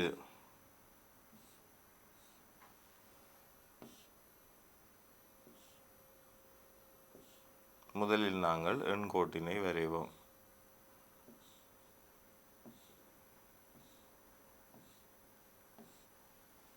அவற்றினை பெயரிடுவோம். 4 3 2 1 0 மறை 1 மறை 2 மறை 3 மறை 4 மறை 5. எக்ஸ் ஆனது 1/4 பெரிது. அப்போ 1/4 அதற்கு அடுத்த நிறைவன் என்ன? 2. ஆகவே நாங்கள் என்ன செய்வோம்? 2 3 4 என்னும் அந்த நிறைவன் தீர்வுகளை மாத்திரம்தான் எண்கோட்டில் குறிப்போம். அங்கு இதற்கு முதலாவது வினாவில் நாங்கள் என்ன செய்தோம்? நிறைவன் தீர்வுகள் அல்ல, தீர்வுகளை எண்கோட்டில் குறித்தோம். அதை நேரோடு தடித்த கோடுகளால் குறித்தோம். இங்கே நிறைவன் தீர்வுகளில் அந்தந்த நிறைவன்களுக்கு மட்டுமே நிறந்தீட்டி உள்ளோம். இது அங்கே 5 6 7 என செல்லும். அதுக்காக நீங்கள் நிறைவன் தீர்வுகள் எனும் போது நீங்கள் அந்தந்த நிறைவன் தீர்வுகளை மட்டும் எண்கோட்டில் குறித்தல் வேண்டும். இதை நாங்கள் நிறைவன் தீர்வுகளை எழுதுக என கேட்டால் நாங்கள் என்ன செய்வோம்? 2 3 4 என அங்கால போய்கொண்டே இருக்கும், அதிகரித்தபடி செல்லும். எக்ஸ் ஆனது 1/4 பெரிது. ஆகிய பாருங்கள், நிறைவன் தீர்வுகள் எனும் போது அந்த நிறைவன்களை மாத்திரம் நாங்கள் குறிப்போம். தீர்வுகள் எனும் போது தடித்த கோட்டால் அது முழு பகுதியையும் என்ன செய்வோம்? நிழற்றி விடுவோம். ஆகவே மறக்காதீர்கள் மாணவர்களை, இந்த இரு வினாவை நாங்கள் பார்த்துள்ளோம். அடுத்த வினா, y சமன் x வர்க்கம் சக 5x சக 9 எனும் வரைவின் திரும்பல் புள்ளியின் ஆள்கூறுகளை வரைவை வரையாது எழுதுக. அப்ப திரும்பல் புள்ளியின் ஆள்கூறுகளை நாங்கள் காண வேண்டுமெனில் y சமன் x சக a முழுவதன் வர்க்கம் சக b எனும் வடிவில் நாங்கள் இந்த சமன்பாட்டை மாற்றுவோம் முதலில். அப்ப பாருங்கள், y சமன் x வர்க்கம் சக 5x சக 9. ஆகவே எக்ஸின் குணகம் 5. ஆகவே நாங்கள் இந்த எக்ஸ் வர்க்கம் சக 5x உடன் இந்த நிறைவர்க்கமாக்க சேர்க்க வேண்டிய உறுப்பை காண வேண்டும். அப்போ எக்ஸின் குணகம் 5, 5 அரைவாசி 5/2, அதாவது 2.5. 2.5 வர்க்கம் 6.25 இருபுறம் என்ன செய்வோம்? கூட்டுவோம். ஆக எக்ஸ் வர்க்கம் சக 5x சக 6.25 சக 6.25 சக 9. இங்கே கவனியுங்கள், நாங்கள் இதனை நிறைவர்க்கமாக்குவதற்காகத்தான் இந்த 6.25 சேர்த்தோம். அதை நாங்கள் என்ன செய்யணும்? அதனை நீக்க வேண்டும். அதனால்தான் சக 6.5 என எழுதுகிறோம். ஆகவே இது எக்ஸாக 2.5 வர்க்கம், இது சக கழிக்கும் போது 2.75. ஆகவே பாருங்கள், இதிலிருந்து நாங்கள் இந்த தொடர்பை வைத்துக்கொண்டு திரும்பல் புள்ளியை எங்களால் சொல்ல முடியும். இது சமச்சீரச்சின் சமன்பாடு எக்ஸ் சமன் மறை 2.5. ஆகவே மறை 2.5. அடுத்தது இவர் பூஜ்ஜியமாக இருக்கும்போது 2 அதற்குரிய y 2.75. பாருங்கள், y சமன் எக்ஸாக 2.5 முழுவதன் வர்க்கம் சக 2.75 என வந்துள்ளது. ஆகவே நாங்கள் இதில் எக்ஸுக்கு பதிலாக மறை 2.5 போடும்போது தான் பூஜ்ஜியம். அது 2.5 இருக்கும்போது y ஆனது 2.75. அதன் தீர்வுகள் மறை 2.5 2.75. அல்லது நீங்கள் இதை பின்ன வடிவில் எழுதினால் 2.5 மறை 2.5 2/4 பின்னமாகவும் கொடுக்கலாம், தசமமாகவும் நீங்கள் கொடுக்கலாம். அப்போ நாங்கள் பாருங்கள், எந்த ஒரு சமன்பாடு, அதாவது இருபடி சார்பின் வரைவின் திரும்பல் புள்ளியை காண வேண்டும் எனில் y சமன் x சக a முழுவதன் வர்க்கம் சக b எனும் வடிவில் காண வேண்டும். அதை மாற்றி அதன் மூலம் நாங்கள் இந்த திரும்பல் புள்ளியை எங்களால் குறிப்பிட முடியும். இந்த சார்பானது இழிவானதா உயர்வானதா? அந்த உயர்வும் இழிவும் இந்த எக்ஸ் வர்க்கத்தின் குணகத்தில் தாங்கியுள்ளது. எக்ஸ் வர்க்கத்தின் குணகம் நேரெனில் இந்த சார்பானது இழிவாகவும், எக்ஸ் வர்க்கத்தின் குணகம் மறையெனின் இந்த சார்பானது என்னவா இருக்கும், உயர்வானதாகவும் இருக்கும். இங்கே எக்ஸ் வர்க்கத்தின் குணகம் நேர் ஆக இந்த சார்பு இருக்கும், இழிவாக இருக்கும். அப்போ இந்த புள்ளி இழிவு புள்ளியாக அமையும். ஆகவே மாணவர்களே, இந்த 15 வினாக்களும் பகுதி 1க்குரிய வினாக்கள். அவற்றினை நாங்கள் இப்போது செய்து பார்த்துள்ளோம். அடுத்து நாங்கள் என்ன செய்வோம், பகுதி 2 வினாக்களை நோக்குவோம். இப்போது பாருங்கள், பகுதி 2. செங்கோண முக்கோணி ஏபிசியில் கோணம் ஏபிசி ஆனது 90 பாகை. பி என்பது பிசியின் நடுப்புள்ளி ஆகும்போது 4 மடங்கு ஏபி வர்க்கம் சய ஏபி வர்க்கமானது பிசி வர்க்கத்துக்கு சமன் என காட்டுக. கியூ என்பது ஏபியின் நடுப்புள்ளி ஆகும்போது 4 மடங்கு சிக்யூ வர்க்கம் சய பிசி வர்க்கமானது ஏபி வர்க்கத்துக்கு சமன் என காட்டுக. அப்போ நாங்கள் முதல்ல என்ன செய்வோம், ஒரு செங்கோண முக்கோணியை வரைவோம்.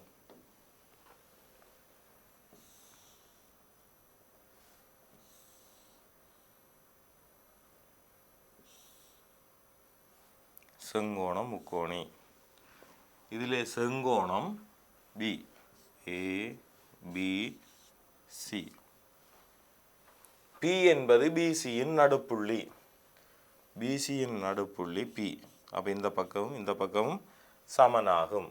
ஆகவே நாங்கள் என்ன செய்வோம், இந்த ஏபியை இணைப்போம். பாருங்கள், இப்போது ஏபி வர்க்கமானது ஏபி வர்க்கம் பிசி வர்க்கம் இவற்றுக்கு இடையிலான தொடர்பு தான் எங்களுக்கு தரப்பட்டுள்ளது. ஆகவே நாங்கள் என்ன செய்ய முடியும் என்றால், இந்த ஏபிபி ஆனது என்னவாக இருக்கிறது, ஒரு செங்கோண முக்கோணி. அப்போ செங்கோண முக்கோணி எனும்போது நாங்கள் உடனே எதையும் யோசிக்காமல் பைதகரசின் தேற்றத்தை பயன்படுத்த முடியும். முதலாவது பாருங்கள், முக்கோணி ஏபிபியில் பைதகரஸ் தேற்றப்படி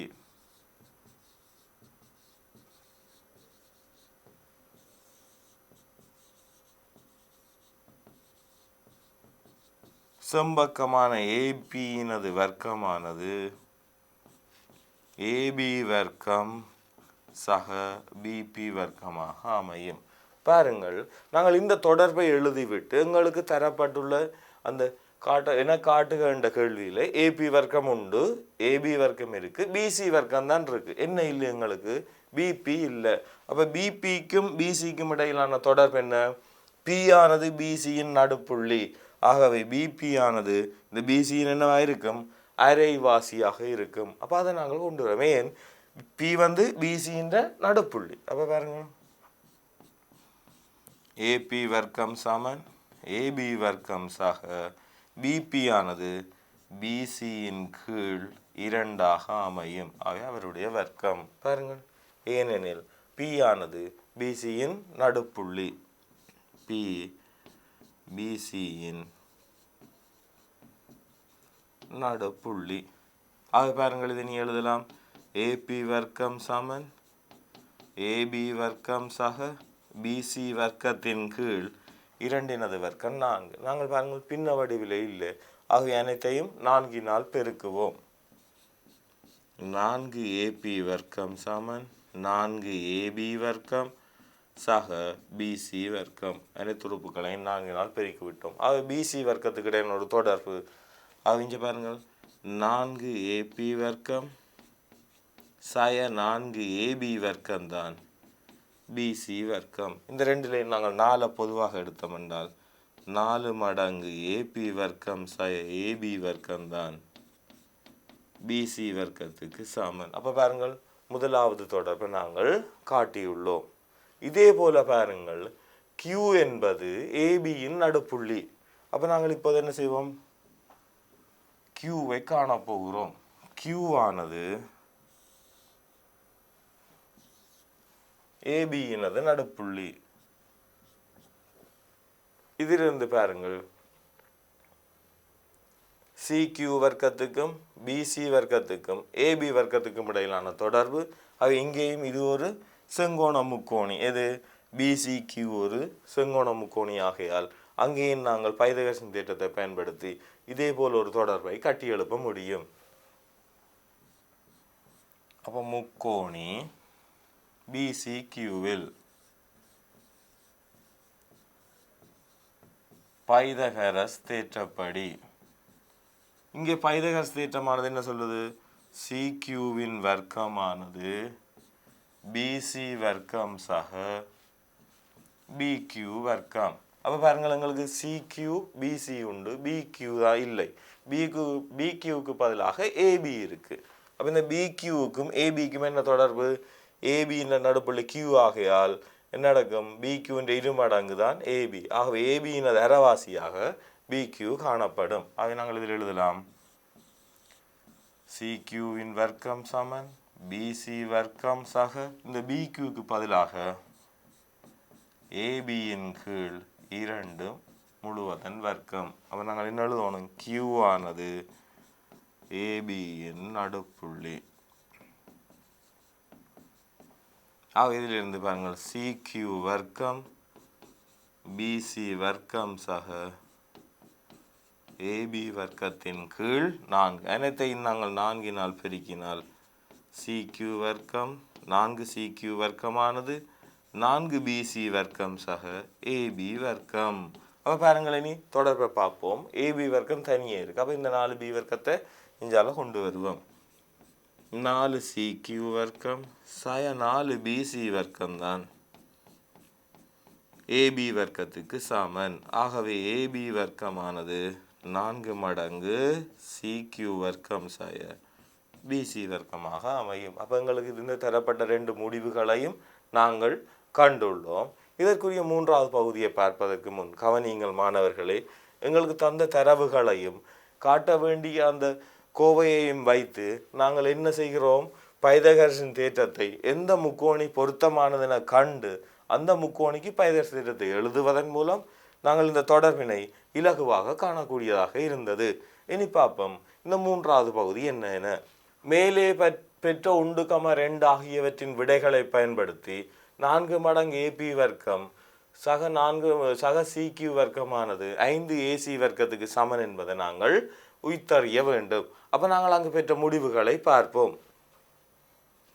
இங்கே பாருங்கள், இந்த முக்கோணியில் நாங்கள் 4 மடங்கு ஏபி வர்க்கம் சய ஏபி வர்க்கம் 4 மடங்கு ஏபி வர்க்கம் சய ஏபி வர்க்கம் சமன்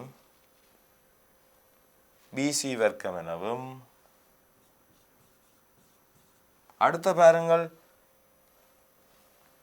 4 மடங்கு சிக்யூ வர்க்கம் சய பிசி வர்க்கம் 4 மடங்கு சிக்யூ வர்க்கம் சய பிசி வர்க்கம் ஏபி வர்க்கம் எனவும் நிறுவியுள்ளோம்.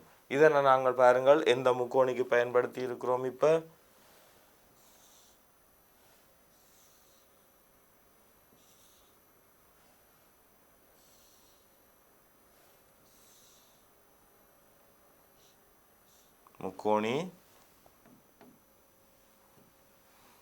முக்கோணி ஏபிசியில் பிசியின் நடுப்புள்ளி பி ஏபியின் நடுப்புள்ளி கியூ ஆக இருக்கும்போது இந்த தொடர்பினை நாங்கள் பெற்றுள்ளோம். இனி நாங்கள் பாருங்கள் இலகுவாக எங்களுக்கு பாருங்கள் இதில் ஏசி வர்க்கம் என மேலதிகமாக ஒரு கோவை வந்துள்ளது. இந்த ஏசி வர்க்கமானது என்ன? இந்த பெரிய செங்கோண முக்கோணியின் செம்பக்கம். ஆக இந்த பெரிய செங்கோண முக்கோணிக்கு நாங்கள் என்ன செய்யலாம்? இந்த பைதகரஸின் தேற்றத்தை எழுதி அதில் அந்த பிசி வர்க்கத்துக்கும் ஏபி வர்க்கத்துக்கும் இந்த தொடர்பை நாங்கள் பயன்படுத்தினோம் எனில் எங்களுக்கான இந்த ஏபி வர்க்கம் அடுத்த சிக்யூ வர்க்கத்துக்கு இடையிலான ஒரு தொடர்பை ஏசி வர்க்கத்தின் மூலம் எழுத முடியும். பார்ப்போம். முக்கோணி ஏபிசியில் பைதகரஸ் தேற்றப்படி ஏபியினது வர்க்கமும் பிசியினது வர்க்கமும் சேர்ந்துதான் எங்களுக்கு ஏசி வர்க்கம், அதாவது என்ன, செம்பக்கத்தின் வர்க்கமானது ஏனைய இரு பக்கங்களின் வர்க்கங்களின் கூட்டுத்தொகைக்கு சமன். இப்போ ஏபி வர்க்கத்துக்கு பதிலாக 4 மடங்கு சிக்யூ வர்க்கம் சய பிசி வர்க்கம் சக பிசி வர்க்கத்துக்கு பதிலாக 4 மடங்கு ஏபி வர்க்கம் சய ஏபி வர்க்கம். இந்த இரண்டையும் கூட்டும் போது எங்களுக்கு ஏசி வர்க்கம் கிடைக்கின்றது. இப்போது அடைப்பை நீக்குவோம். 4 மடங்கு சிக்யூ வர்க்கம் சய 4 மடங்கு பிசி வர்க்கம் சக 4 மடங்கு ஏபி வர்க்கம் சய 4 மடங்கு ஏபி வர்க்கம். இது சேரும்போது ஏசி வர்க்கம். இப்போது பாருங்கள், இந்த ஏபி வர்க்கம் சக பிசி வர்க்கத்தை எடுக்க முடியும். அப்போ இப்போது பாருங்கள், நாங்கள் இந்த ஏபி வர்க்கம் பிசி வர்க்கத்துக்கு இடையிலான தொடர்பு தெரியும்.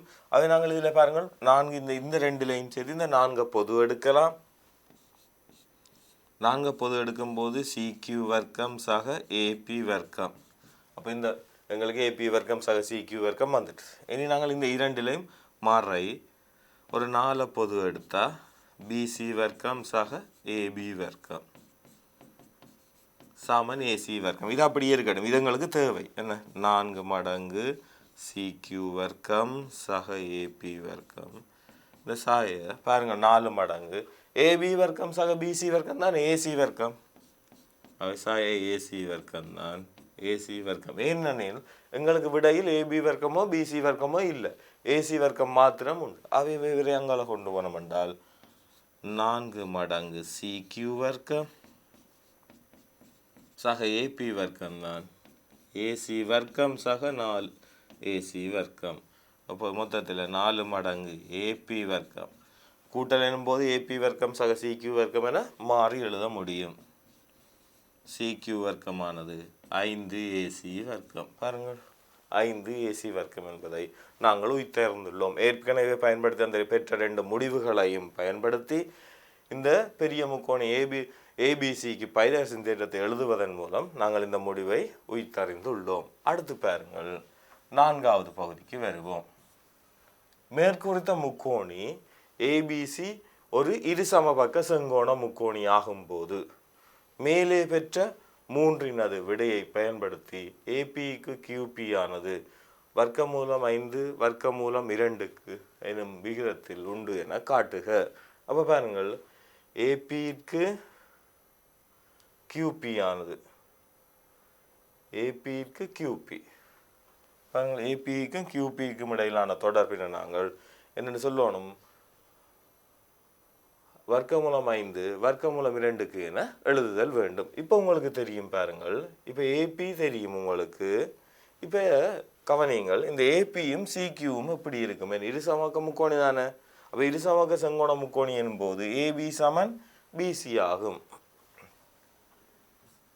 ஏபியானது பிசிக்கு சமன். அவற்றின் அரைவாசி ஏபியின் கீழ் 2 பிசியின் கீழ் 2க்கு சமன்.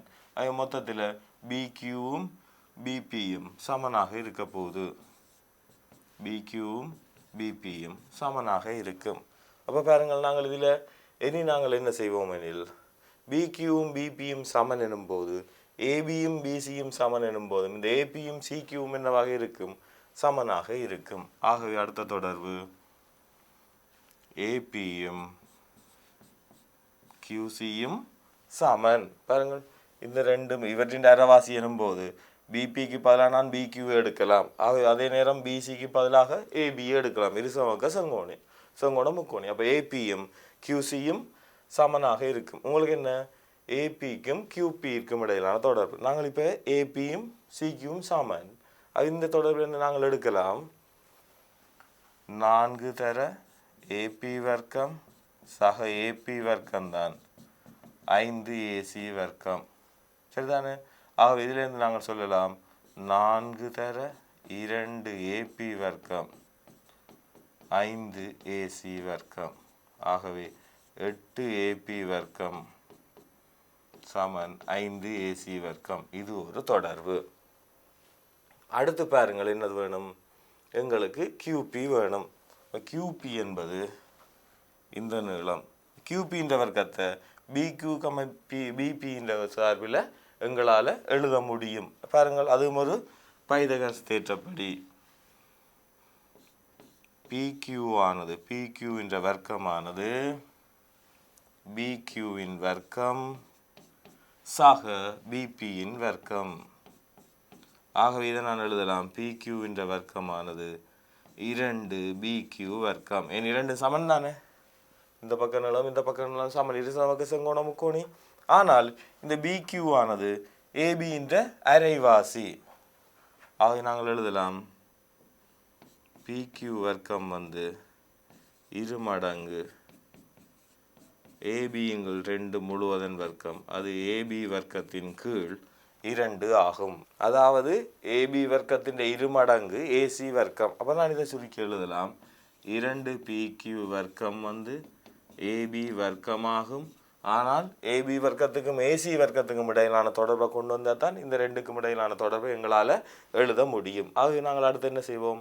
ஏபி வர்க்கமானது ஏசி வர்க்கத்தின் அரைவாசி. ஏபி வர்க்கம் தான் ஏசி வர்க்கம். ஆக இதில் மேலும் நாங்கள் எழுதலாம். பாருங்கள், இங்கே எழுதுவோம். பாருங்கள், 2PQ வர்க்கம் ஏபி வர்க்கத்துக்கு சமன். அதாவது அது ஏசி வர்க்கத்தின் கீழ் 2. அதை நாங்கள் இதை சுருக்கினால் 4PQ வர்க்கம் சமன் ஏசி வர்க்கம். இந்த முதலாவது முடிவிலிருந்து நாங்கள் கொண்டு வரலாம். 8ன் கீழ் 5 ஏபி வர்க்கமானது ஏசி வர்க்கத்துக்கு சமன். அப்போ இரண்டுமே பாருங்கள் ஏசி வர்க்கத்துக்கு சமன். ஆகவே நாங்கள் இந்த இரண்டையும் வைத்துக்கொண்டு ஒரு முடிவுக்கு வரலாம். 4PQ வர்க்கமானது 8ன் கீழ் 5 ஏபி வர்க்கம். 8ன் கீழ் 5 ஏபி வர்க்கம். இப்போது என்ன எங்களுக்கு என்ன தொடர்பு? AB KQ. ஆகவே நாங்கள் என்ன செய்வோம்? இங்கே 20 PQ வர்க்கம் சமன் 8 ஏபி வர்க்கம். ஏபிக்கும் கியூபிக்கும் இடையிலான தொடர்பு. அப்போ 20ன் கீழ் 8 சமன் ஏபி வர்க்கத்தின் கீழ் PQ வர்க்கம். இதை சுருக்கலாம். பாருங்கள், 4 2 4 5. ஆகவே ஏபியின் கீழ் PQ ஆனது வர்க்கமூலம் 5ன் கீழ் வர்க்கமூலம் 2. பாருங்கள், ஏபி கேக்யூ ஆனது வர்க்கமூலம் 5க்கு வர்க்கமூலம் 2 என நாங்கள் இலகுவாக இதனை கண்டுபிடித்துள்ளோம். அப்போ பாருங்கள், இதனை ஏபிக்கு PQ ஆனது வர்க்கமூலம் 5 வர்க்கமூலம் 2க்கு. முதலில் நாங்கள் என்ன செய்கிறோம்? இது ஒரு நீண்ட செயற்பாடு. நாங்கள் முதலில் இந்த 2 பக்க நீளங்களும் சமனாகியால் பிக்யூவும் பிபியும் சமன் என கொண்டு அவற்றினை நாங்கள் ஏபிக்கு அல்லது பிசியின் சார்பில் எழுதி ஏசியினை பிரதியீடு செய்வதன் மூலம் நாங்கள் இந்த தொடர்பினை பெற்றுள்ளோம். இது எல்லாவற்றுக்கும் ஒரே ஒரு தொடர்பை தான் நாங்கள் பயன்படுத்தினோம், பைதகரஸின் தொடர்பு. அந்த பைதகரஸின் தொடர்பை வைத்து கொண்டுதான் இந்த 4 பகுதிகளையும் செய்துள்ளோம். ஆகவே மாணவர்களை பாருங்கள், நாங்கள் அடுத்த வினாவுக்கு செல்லுவோம். ஆம் மாணவர்களே, நாங்கள் இப்போது 2வது வினாவின் ஏ பகுதியை நோக்க உள்ளோம். பாருங்கள் மாணவர்களே, ஏபிசிடி ஒரு செவ்வக வடிவமாகும். திரிகோண கணித அட்டவணையை பயன்படுத்தி ஏஇயின் நீளத்தை காண்க, சரிவகம் பிசிடியின் சுற்றளவை காண்க. நாங்கள் இப்போது முதலில் இந்த ஏஇயின் நீளத்தினை காணுவோம். ஏஇயின் நீளத்தினை காண வேண்டுமெனில் முக்கோணி ஏஇபியில் மாணவர்களே நாங்கள் இந்த ஏஇயும் ஏபி என்பவற்றுக்கு இடையிலான தொடர்பினை எங்களுக்கு பெற்றுக்கொள்ள முடியும். தெரிந்த பக்கத்திலிருந்து தெரியாத பக்கத்துக்கு நாங்கள் செல்ல உள்ளோம். ஆகவே மாணவர்களை இங்கே பாருங்கள், எதிர்பக்கத்தின் கீழ் அயற்பக்கமாக இவை அமையும். ஆகவே இந்த தொடர்பானது தான்சன் தொடர்பாக அமையும். அப்ப பாருங்கள், முக்கோணி ஏஇபியில் tan 35 பாகை 36 கலையானது எதிர்பக்கம் ஏஇயின் கீழ் 30 இருக்கும். மிக இலகுவான ஒன்று. நாங்கள் தான்சன் அட்டவணையை பார்ப்போம் மாணவர்களே. தான்சன் அட்டவணைக்கு செல்லுவோம். பாருங்கள், தான்சன் அட்டவணையிலே தான்சன் 35 பாகை 36 கலை, 35 பாகை 36 கலையினை பார்ப்போம். 30 கலையானது 0.5890, 6 கலை 6 கலை மாணவர்களை 24.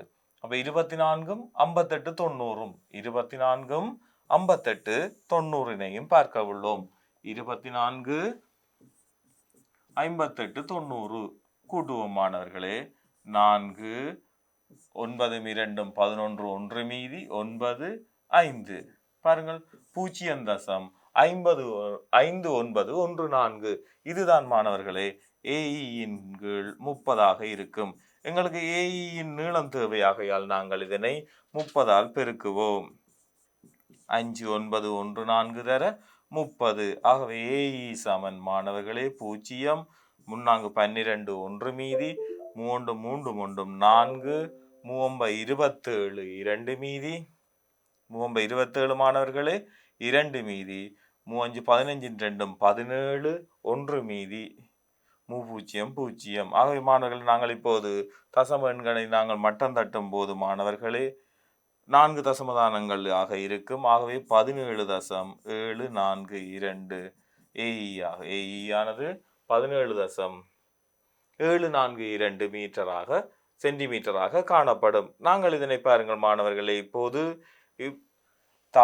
தான்சன் அட்டவணையை பயன்படுத்தி சுருக்கி காட்டியுள்ளோம். பாருங்கள், இப்போது இதனை மட்டம் தட்டி எழுதினோம் எனில் 17.74 சென்டிமீட்டர் தான் ஏஇயாக காணப்படும். அடுத்து மாணவர்கள், இப்போது எங்களுக்கு தெரியும் இது 17.74. ஆகவே அடுத்து நாங்கள் காண வேண்டும் இடியின் நீளமும், அதாவது சரிவகம் பிசிடியின் சுற்றளவினை காண வேண்டும்.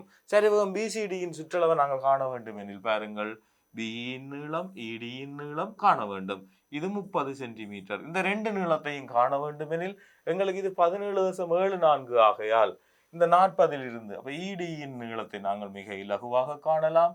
இந்த 40 சென்டிமீட்டரில் இருந்து 17.74 கழிக்கும் போது எஞ்சிய நீளம் தான் அந்த இடியின் நீளமாகும். அப்போது கழிப்போம் மாணவர்களே, 6 2 2 2 22.26 சென்டிமீட்டர் இந்த இடியின் நீளம். அடுத்து நாங்கள் இப்போது பிஇயின் நீளத்தை காண வேண்டும் எனில் இந்த பிஇயின் நீளமானது பாருங்கள் 35.36 பாகைக்கு இது அயற்பக்கமாகவும் செம்பக்கமாகவும் அமைவதால் நாங்கள் கோசையின் விதிகளை பயன்படுத்துவோம். அப்ப பாருங்கள், கோஸ் 35 பாகை 36 கலை ஆனது அயற்பக்கம் 30 பிஇ ஆகும்.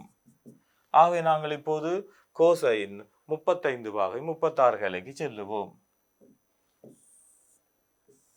35 பாகை 36 கலை கோசைன்கள் 35 பாகை 36 கலை. பாருங்கள், 35 பாகை 36 கலை. அப்ப 81 41 இருந்து 10 கழித்தோமெனில் 81 31 81 31 0.8131 காணப்படும். இதுதான் 30 பிஇ ஆக அமையும் மாணவர்களே. ஆகவே பாருங்கள், இப்போது பிஇ ஆனது 30 0.8131. ஆகவே இப்போது பாருங்கள், பிஇன் நீளம் காண வேண்டும் எனில் நாங்கள் மடக்கை அட்டவணைகளை பயன்படுத்தி கழிப்போம். 10 30 பூஜ்ஜியத்தை பார்ப்போம். 10 30 பூஜ்ஜியத்தை பார்ப்போம். இப்போது 30 பூஜ்ஜியத்துக்கு நாங்கள் செல்லும் போது 30 பூஜ்ஜியமானது மாணவர்களே 4771 4771. பாருங்கள், 1.4771 இருந்து பிரிகோடு 1.8131 மடக்கையை பார்ப்போம். 8131. பாருங்கள், 81 3 91 01. அதன் 1 கூட்டும் போது 91 02 91 02. பாருங்கள், இப்போது 91 02. இப்போது கழிப்போம் மாணவர்களே. பாருங்கள், இது 4770. பாருங்கள், 10 8. இப்போது இது 6. இப்போது 7 1 போனா 6, 14 9 போனால் 5, 14 9 போனா 5, பூஜ்ஜியத்தில் பார் 1 போனா 1 1.5668 1.5668. ஆக இதற்கான முரண்மடக்கைக்கு செல்லுவோம். 56 68 இங்கே உண்டு என்று பார்ப்போம். 56 68. பாருங்கள், 56 68 ஆனது 56 58 உண்டு. 58 ஆனது 36 9 10 36 9 8 36 9 8 ஆக காணப்படுகிறது. 36 9 8 3698. அப்ப 3.98 சென்டிமீட்டர். இப்போது கண்டது நாங்கள் பிஇயின் நீளம். இப்போது பாருங்கள், நாங்கள் பிஇயின் நீளம் தெரியும், இடியின் நீளம் இப்போது கண்டுள்ளோம். ஏனையவற்றின் நீளங்கள் அங்கே தரப்பட்டுள்ளவையால் ஆகவே நாங்கள் இரண்டாவது பகுதி சுற்றளவு சுற்றளவு மிக இலகுவாக எங்களால் காண முடியும். பாருங்கள், என்னது? முதலில் 40 சக 30.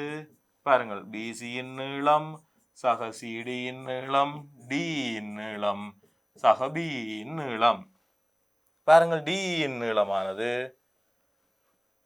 பிசி 40 30. இப்ப டியின் நீளம் இப்போது கண்டுள்ளோம் 36.98.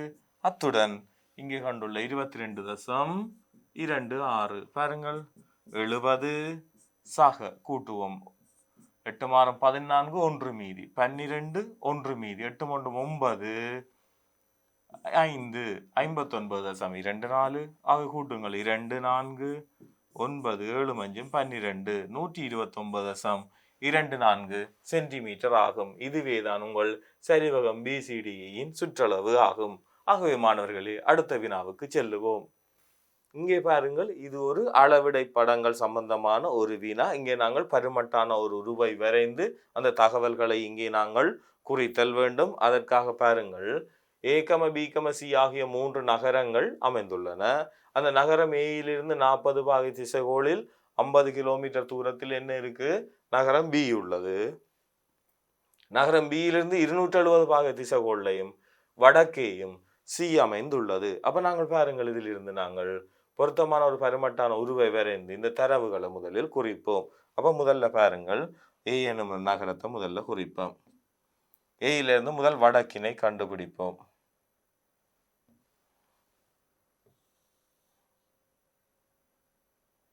ஏயிலிருந்து வடக்கு. அது பாருங்கள்,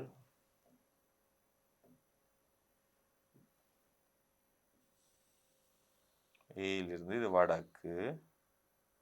இதிலிருந்து 40 பாகை திசைகோள்ல 50 கிலோமீட்டர் தூரத்தில். அப்போ நாங்கள் என்ன செய்ய போகிறோம்டா, 40 பாகை திசைகோளை காணுவோம். இதிலிருந்து 40 பாகை திசைகோள் 10 20 30 40 பாகை திசைகோளில் நாங்கள் எந்த நகரம்? பி எனும் நகரம் 50 கிலோமீட்டர் தூரத்தில் 40 பாகை திசைகோளில் 50 கிலோமீட்டர் எனும்போது நாங்கள் அதை சராசரியாக 5 சென்டிமீட்டர் என எடுப்போம்.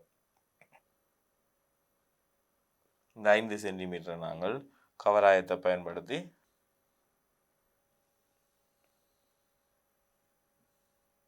பி எனும் நகரம் 50 கிலோமீட்டர், இது 40 பாகை. பேந்து பியிலிருந்து 270 பாகை திசைகோள். அப்போ பாருங்கள், 270 பாகை திசைகோள்னா நாங்கள் இதில் 90 பாகை செங்குத்து. ஆகவே நாங்கள் இதில் ஒரு வடக்கை கீற வேண்டும். நாங்கள் திசைகோள்களை அமைக்கும் போது ஒவ்வொரு முறையும் வடக்கிலிருந்து வலஞ்சுழியாக அளத்தல் வேண்டும். அவை நாங்கள் 270 பாகை எனும் போது இது ஒரு நேர்கோடு. அவை மீது இங்கே 90 பாகை.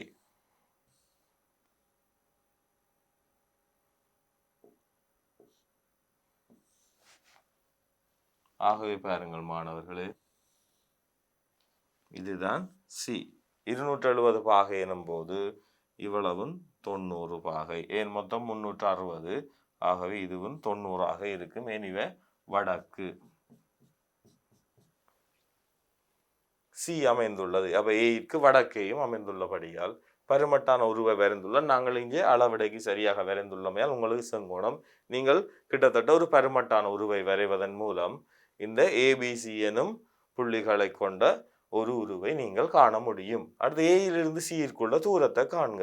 அப்ப ஏயிலிருந்து சீர்க்குள்ள தூரம் எனில் இது 50 கிலோமீட்டர், அது செம்பக்கம். இது 40 பாகை எனில் இது என்ன கோணம்? இது என்ன பக்கமாக வரும்? அயற்பக்கமாக வரும். ஆகவே பாருங்கள், இதிலிருந்து நீங்கள் எழுதலாம் கோஸ் 40 பாகை வந்து அயற்பக்கம் ஏசியின் கீழ் செம்பக்கம் 50. இப்போ கோஸ் 40 காண்பதும் சைன் 50 காண்பதும் 90 சைட்டீட்டா தானே. அது சைன் 50 பாகை வந்து ஏசியின் கீழ் 50 ஆக காணப்படும். ஆகவே மாணவர்களை நாங்கள் இதிலே கோஸ் 40 அல்லது சைன் 50 காண முடியும். ஏன் கோஸ் 40 வந்து சைன் 50க்கு சமன். அவை நாங்கள் இப்போது இந்த சைன் 50 காணுவோம். சைன் 50 காண்பதற்காக சைன் அட்டவணையை நாங்கள் பயன்படுத்துவோம். சைன் 50 வந்து பாருங்கள் மாணவர்களே, sin 50 0.7660 7660 அல்லது cos 40 நீங்கள் கண்டீர்கள் என்றால் cos 40 வந்து பாருங்கள் cos 40 0.7660. உங்களுக்கு அது எந்த ஒரு அட்டவணையையும் நீங்கள் இலகுவாக காண முடியும். அப்ப பாருங்கள் 0.7660 வந்து ஏசியின் கீழ் 50. ஆகவே ஏசி வந்து 0.7660 தர 50. ஆகவே ஏசி ஆனது 0 0 5030 0 5030 33 35 38 அது 4 தானங்கள் எனும்போது 38.3 கிலோமீட்டர். நாங்கள் இங்கே ஏசியின் நீளத்தினை நாங்கள் கண்டுள்ளோம். ஒரு பருமட்டான படத்தினை வரைந்தாலே போதுமானது. நாங்கள் அளவிடைக்கு வரைந்துள்ளோம். நீங்கள் அளவிட படம் வரைய வேண்டும் எனில் எவ்வாறு வரைய வேண்டும் என்பதற்காகத்தான் நாங்கள் இப்போது அளவிடைக்கு வரைந்தோம். நீங்கள் பருமட்டாக ஒரு படத்தினை வரைவதன் மூலம் இதனை கண்டு அதனை நாங்கள் என்ன செய்வோம், சைன் அட்டவணையை பயன்படுத்தி அல்லது கோஸ் அட்டவணையை பயன்படுத்தி இந்த ஏசியின் நீளத்தை கண்டுள்ளோம். இது தொடர்பான 3வது பகுதியை அடுத்த பக்கத்தில் பார்ப்போம். இம்மூன்று நகரங்களுக்கு நீரை வழங்குவதற்காக நீரை சேமிக்கக்கூடிய பாரிய நீர்த்தாங்கியுடனான ஒரு கோபுரம் அமைக்க வேண்டி இருப்பதுடன் கோபுரத்திலிருந்து ஒவ்வொரு நகரத்துக்கு நீரை வழங்கும் நீர்க்குளங்களின் நீளங்கள் சமனாகுமாறு அதனை அமைப்பதற்கு பொருத்தமான இடத்தை மேற்குறித்த உருவில் டி என குறிக்க. அப்ப பாருங்கள், இந்த 3 புள்ளிகளிலுமிருந்து என்னவா இருக்கணும், சம தூரத்தில் அசையும் புள்ளியின் ஒரு ஒழுக்கை நாங்கள் காண வேண்டும். அப்போ முதலில் பாருங்கள், இது ஒரு ஏகமசியிலிருந்து இரு நிலையான புள்ளிகளிலிருந்து மாறா தூரத்தில் அசையும் புள்ளியின் ஒழுக்கை என்னென்று காண வருது. இதுவரை இரு சமவெட்டி செங்குத்தை வரைவோம். அதே போல பிசியில் இருந்தும் வரைவோம். வரைந்தோம் இரண்டு சந்திக்கும் புள்ளி தான் எங்களுக்கான இந்த என்னவா இருக்க போது, இந்த 3 புள்ளிகளிலிருந்தும் சமதூரத்தில் அசையும் புள்ளியின் ஒழுக்கு. ஆனால் இது பாருங்கள், இரண்டு பக்கங்களின் நடுப்புள்ளிகளை இரண்டு பக்கங்களிலிருந்து, அதாவது ஒவ்வொரு புள்ளிகளிலும் இப்ப பி சியில் இருந்து சமதூரத்தில் அசையும் புள்ளியின் ஒழுக்கு இரு சமவெட்டி செங்குத்து. அதே போல ஏசியிலிருந்து அமைவதும் அதுக்கும் ஒரு ஏக்கும் சிக்குமான இரு சமவெட்டி செங்குத்தை வரைவோம்.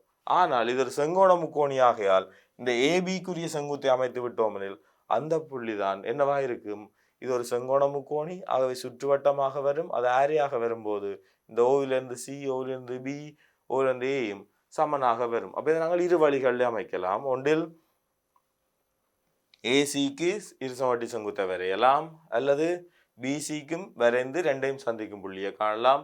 அது வந்து கட்டாயம் ஏபியின் ஊடாக செல்லும். ஏனெனில் சுற்றுவட்டத்தை நாங்கள் வரைவதற்கு இதைத்தானே பயன்படுத்துகிறோம். முக்கோணிகளின் சுற்றுவட்டத்தை வரையும் போது பக்கங்களின் இரு சமவெட்டி செங்குத்தை வரைகிறோம். செங்கோண முக்கோணி எனும் போது அது நாங்கள் என்னத்தினூடாக செல்லும், செம்பக்கத்தின் மீது அமையும். ஆகவே நாங்கள் என்ன செய்வோம், ஏபியின் செங்குத்து இரு சம ஊராகி அமைத்தோம் எனில் அதில் வந்த புள்ளிதான் எங்களுக்கான அந்த டீயாக இருக்கும். ஏனது செங்கோண முக்கோணி ஆகையால் செங்கோண முக்கோணியின் சுற்றுவட்ட மையம் வந்து செம்பக்கத்தின் மீது அமையும். அதனை பயன்படுத்தி நாங்கள் என்ன செய்ய போறோம், இந்த ஏசியின் செங்குத்திரு கூராக்கியை வரைய போகிறோம்.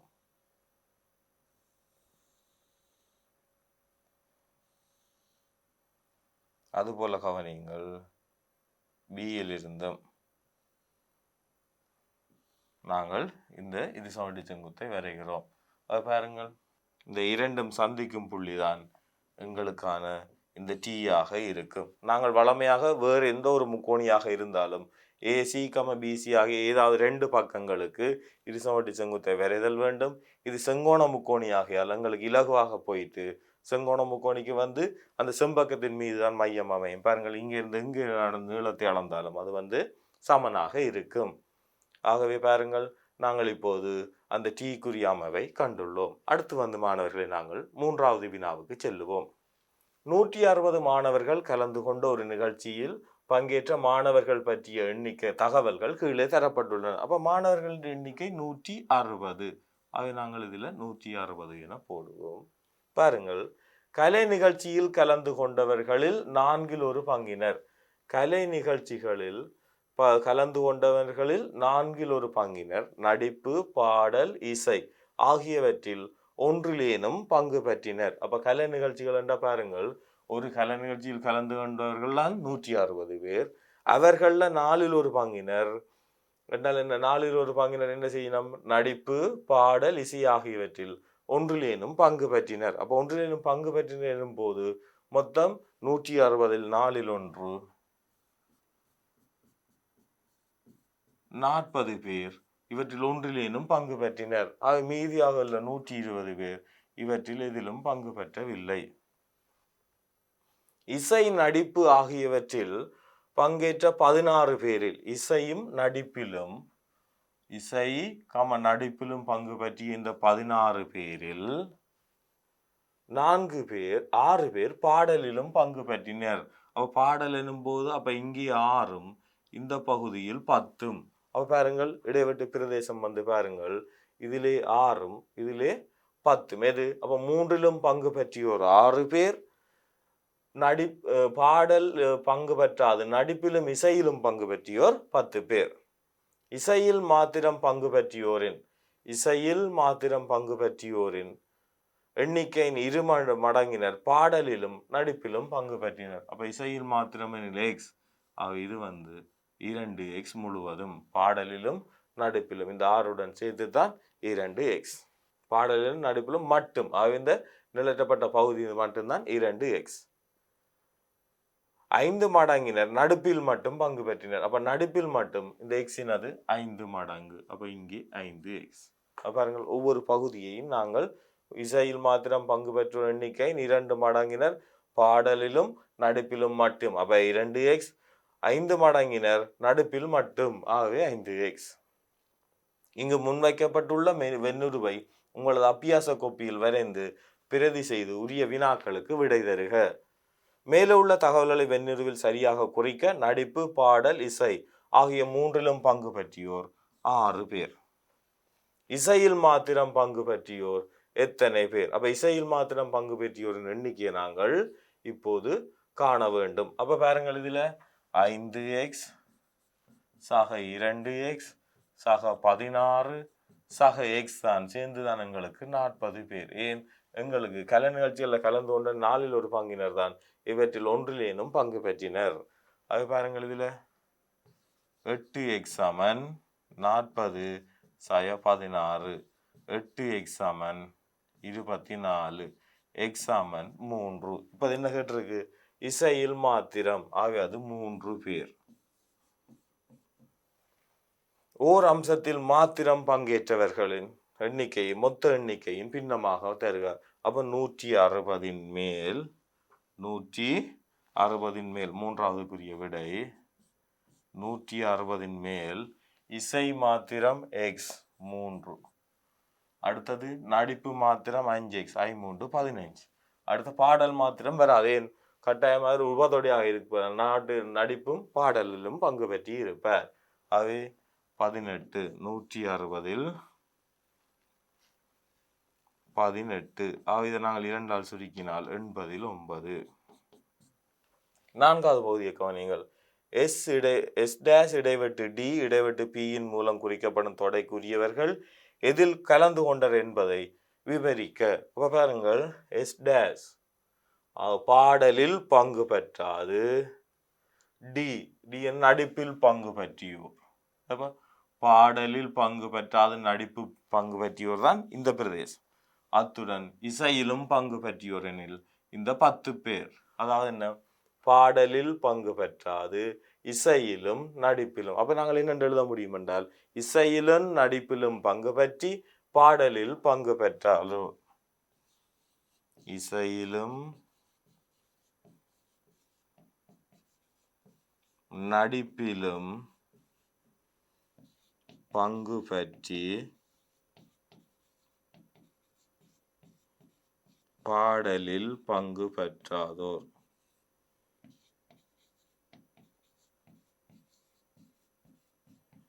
பத்து பேர். எத்தனை பேர்? 10 பேர். வெண்ணுருவில் நிலற்றப்பட்ட பிரதேசத்தை உரிய தொடை குறிப்பீட்டில் எழுதுக. அது என்னவாக இருக்குது பாருங்கள், பாடலும் நடிப்பும் மாத்திரம் அந்த பிரதேசம் தான் இந்த 2x குறிக்குது. அப்ப அதை நாங்கள் என்ன எழுத முடியும்? டி இடைவெட்டு எஸ்,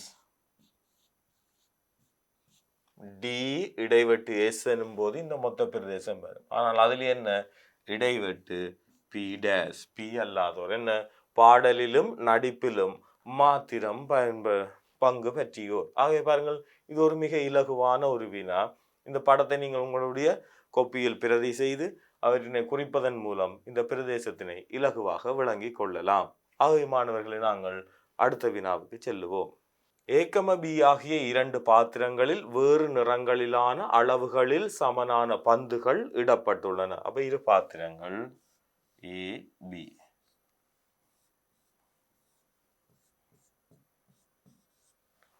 ஏயில் 3 கருப்பும்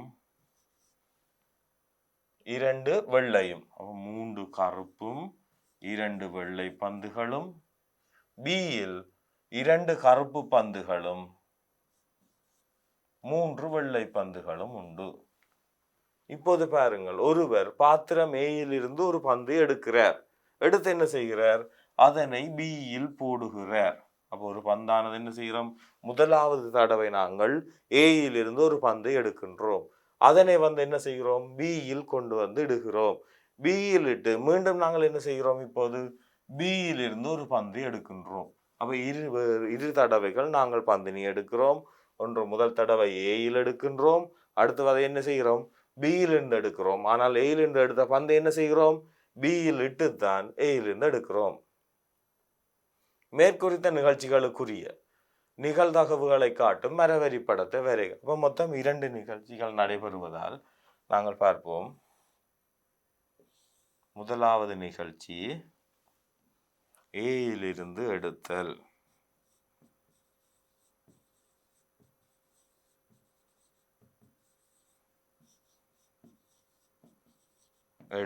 இங்கே இரு வித்தியாசமான நிகழ்வுகள் நடைபெறலாம். கருப்பாக இருக்கலாம் அல்லது வெள்ளையாக இருக்கலாம். மொத்தமாக 5 பந்துகள். ஆகவே 5இல் 3 கருப்பு 2 வெள்ளை. பாருங்கள், ஏயில் உள்ளது 3 கருப்பும் 2 வெள்ளையும். இப்போது நாங்கள் என்ன செய்கிறோம், ஏயில இருந்து பந்து எடுத்துட்டோம். இனி நாங்கள் அதை கொண்டு பியில போட்டாச்சு. அது என்ன பந்தாகவும் இருக்கலாம், கருப்பாக இருக்கலாம் அல்லது வெள்ளையாக இருக்கலாம். இப்போது பியில் போட்டவுடன் பியில் ஒரு பந்து அதிகமாக இருக்க போகுது. அது என்னவாக இருக்கலாம், நாங்கள் இங்கே கருப்பை எடுத்திருந்தால் இங்கே கருப்பு கூடியிருக்கும், வெள்ளை எடுத்திருந்தால் வெள்ளை கூடியிருக்கும். ஆகவே நாங்கள் இந்த தொடர்பை நாங்கள் இனி இரண்டாவது பந்துக்காக நீட்டிப்போம்.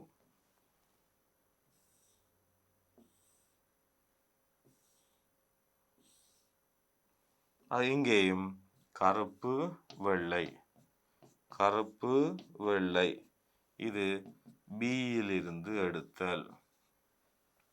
இப்போது பாருங்கள், ஏயில் எடுத்த பந்து கருப்பாக இருந்தால் பியிலிருந்து எடுக்கும் போது ஏற்கனவே பியில் இருந்த பந்துகளில் ஒன்று கூடியிருக்கும்.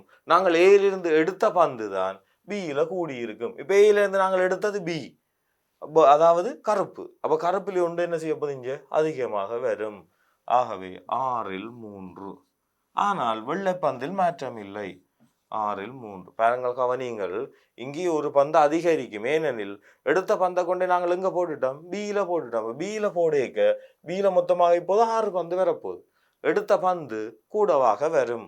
இங்கே எடுத்தது வெள்ளை, வெள்ளையாக இருந்தால் ஏற்கனவே வெள்ளை எங்கள்கிட்ட 3 இருந்தது, இப்போது என்னவா வரும் 4.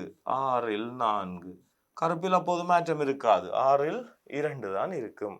ஆக இந்த மரவரி படத்துக்குரிய நிகழ்தகவுகளை நீங்கள் சரியாக குறித்தீர்கள் எனில் உங்களுக்கு 3 புள்ளிகள் கிடைக்க பெறும். ஒவ்வொரு கிளைக்கும் ஒவ்வொரு புள்ளிகள். மரவரி படத்தில் இருந்து 2 தடவைகளிலும் ஒரே நிறத்திலான பந்துகள். அப்ப 2 தடவைகளிலும் ஒரே நிறத்திலான பந்துகள் எனில் பாருங்கள், ஒன்றில் கருப்பு கருப்பாக இருக்கலாம் அல்லது வெள்ளை வெள்ளையாக இருக்கலாம். அப்ப இந்த 2க்குமான நிகழ்தகவை நாங்கள் காண போறோம். கருப்பு கருப்பு 5இல் 3 தர 6இல் 3. வெள்ளை வெள்ளை 5இல் 2 தர 6இல் 4. அப்ப சுருக்கினால் 30இல் 9, 30இல் 8. ஆகவே 30இல் 17. அப்ப இரண்டும் ஒரே நிறமாக இருப்பதற்குரிய நிகழ்தகவு 30இல் 17. வேறு வேறு நிறமாக இருப்பதற்குரிய நிகழ்வு என்று கேட்டால் மீதி 30ல் 13. இனி நீங்கள் படத்தை சரியாக நீங்கள் வரைந்தீர்கள், மரவரிப்படம் சரியாக இருந்தால் அங்கால செய்கிற வினாக்கள் உங்களுக்கு மிக இலகுவாக அமையும். ஆகவே பாருங்கள், இந்த 4வது வினாவானது உங்களுக்கு நிகழ்நகவு பகுதிக்குரிய வினா. கட்டாயம் நீங்கள் நிகழ்நகவு எனும் பகுதியானது பகுதி 1 பி பகுதியில் வரக்கூடிய ஒரு வினா. ஆகவே நீங்கள் அதனை மிக இலகுவாக செய்து கொள்ளுங்கள். அங்கே மரவரிப்படம் அல்லது நாங்கள் என்ன புள்ளி வரைவின் மூலம் நாங்கள் இதனை குறித்து கொள்ள முடியும். அடுத்த வினாவுக்கு செல்லுவோம். உருவில் உள்ளவாறு ஓவை மையமாக உடைய வட்டத்தில் ஏபி என்பது விட்டமாகும். வட்டத்துக்கு டியில் வரையப்பட்டுள்ள தொடலி இஎஃப் ஆகும். அந்த இஎஃப் ஆனது ஏபிக்கு என்னவா இருக்கு, சமாந்தரமாகவும் இருக்கின்றது. இப்ப ஏபிடி என்ற கோணத்துக்கு சமனான கோணங்கள் ஏபிடி எனும் கோணத்துக்கு. அப்ப நாங்கள் பாருங்கள், இதனை இணைப்போம். இந்த ஏபிடி எனும் கோணத்திற்கு சமனான 2 கோணங்கள் என்னென்று எழுத முடியும். ஒன்று வந்து ஏபிடிக்கு சமனான கோணம், ஒன்று விட்ட கோணத்தின்படி பிடிஎஃப். இந்த கோணம் சமாந்தர நேர்கோடண்டபடியால் ஒன்று விட்ட கோணத்தின்படி சமனாக வரும். அடுத்தது ஒரே துண்ட கோணம் ஏடி எனும் வில்லானது வட்டத்தில் எதிரமைக்கிற கோணத்தின்படி என்ன வரப்போகுது, இங்க பாருங்கள், ஏபிடியும் ஏசிடியும், இந்த கோணம் ஏசிடியும் சமனாக வரும். இது ஏசிடி, அது வந்து ஒரே துண்ட கோணம், ஒரே துண்ட கோணம். அடுத்து பாருங்க, உங்களுக்கு இடிஓவின் இடிஓ இந்த கோணத்தின் பெருமானம் தொடுபுள்ளியில் உள்ள அரைக்கு செங்குத்து. ஆகவே என்ன வரும், இது 90 பாகை. தொடலி தொடுபுள்ளியில் உள்ள அரைக்கு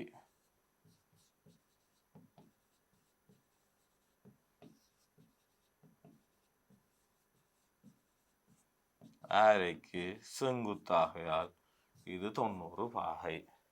இப்போ ஓபிசிஜி ஒரு வட்ட நாட்பக்கல் என நிறுவுதல் வேண்டும். ஓபிசிஜி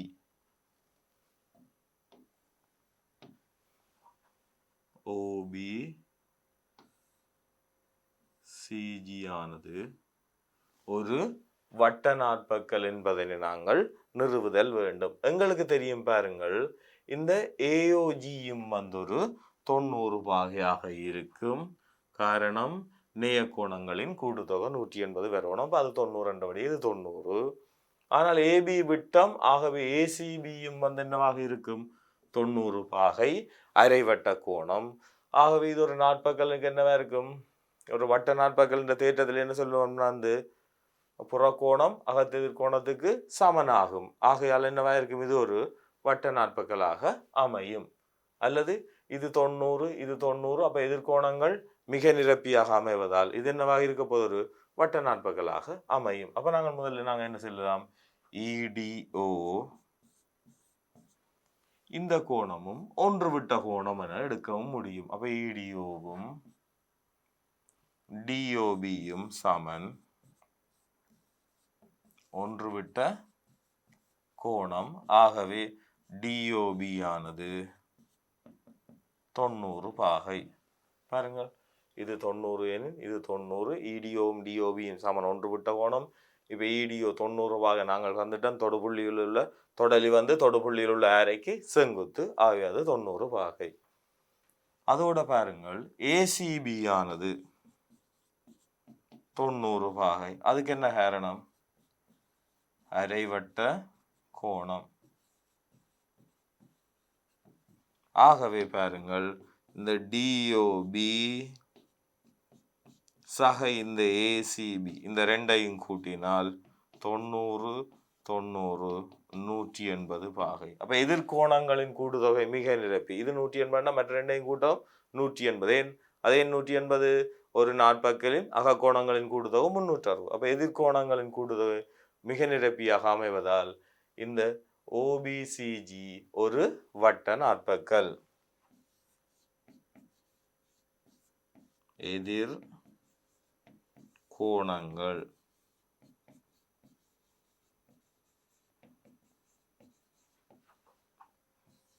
மிகை நிரப்பியாக எதிர்கோணங்கள் இந்த கூட்டுத்தொகை வந்து மிகை நிரப்பியாக அமைவதால்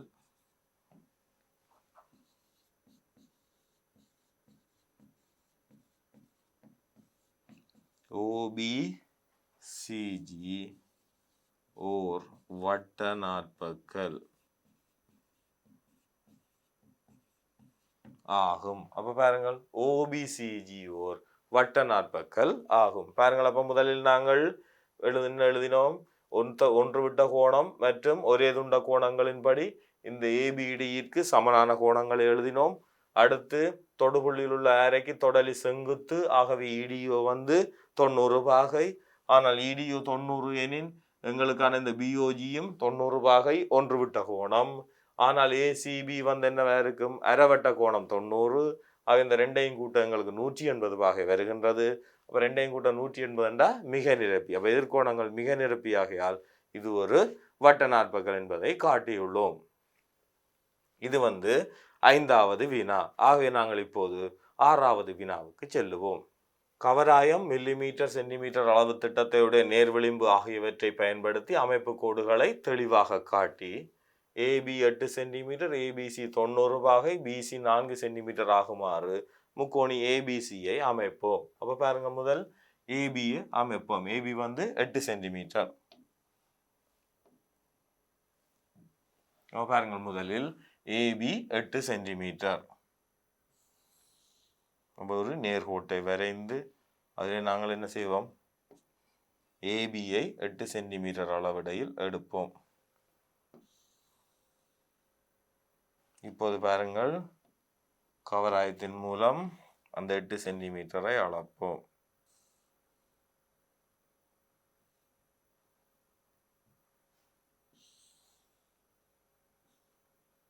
அடுத்து பாருங்கள், இப்போது AB குறித்துட்டோம் 8 சென்டிமீட்டர். இப்போது ABC என்ற கோணம் 90 பாகை.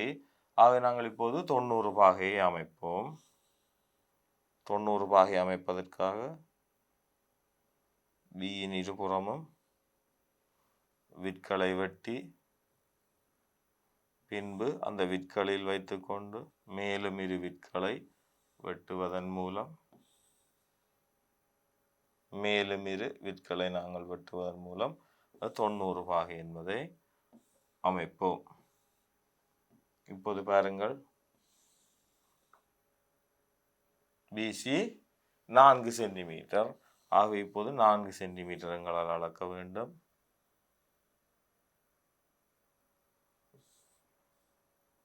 இந்த 4 சென்டிமீட்டரை Bயிலிருந்து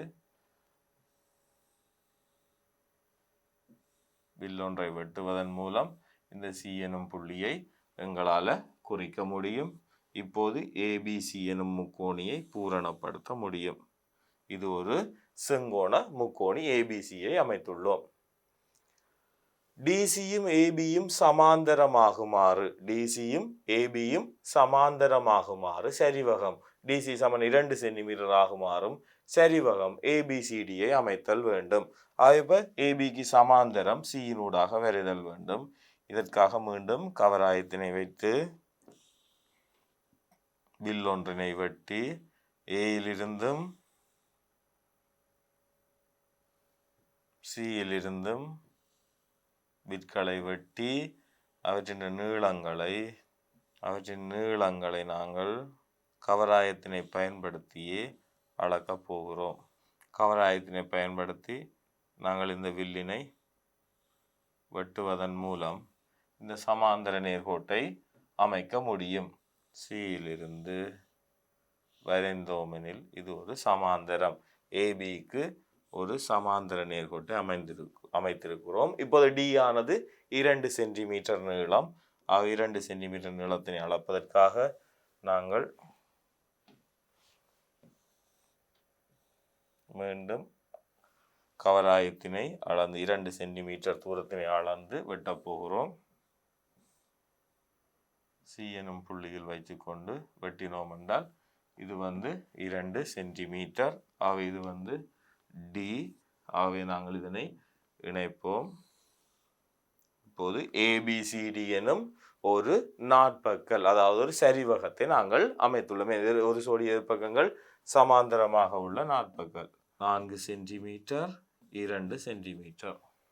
நீட்டப்பட்ட பக்கம் சிபி, சிபியை நாங்கள் நீட்ட வேண்டும்.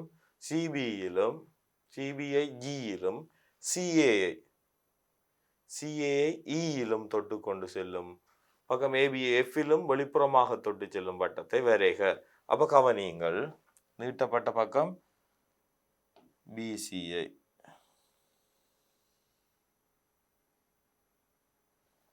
அப்ப இங்க கவனியுங்கள், நாங்கள் இப்போது வரைய போகிறோம். நீட்டப்பட்ட பக்கம் சிபிஐ ஜியிலும் இந்த வெளிப்புறமாக தொட போகின்றது. சிஏஐ இயிலும் ஏபிஐ எஃப்பிலும் வெளிப்புறமாக தொடும். ஏபிஐ எஃப்பிலையும் தொடுதல் வேண்டும். நீட்டப்பட்ட பக்கம் சிபிஐ வந்து பாருங்கள் ஜியில தொடணும். சிஏஐ ஜியிலும் ஏபிஐ எஃப்பிலும் வெளிப்புறமாக தொடும். ஒரு வட்டத்தை வரைய வேண்டும். அப்ப நாங்கள் முதல்ல என்ன செய்வோம், இந்த சிஏஐ நீட்டுவோம்.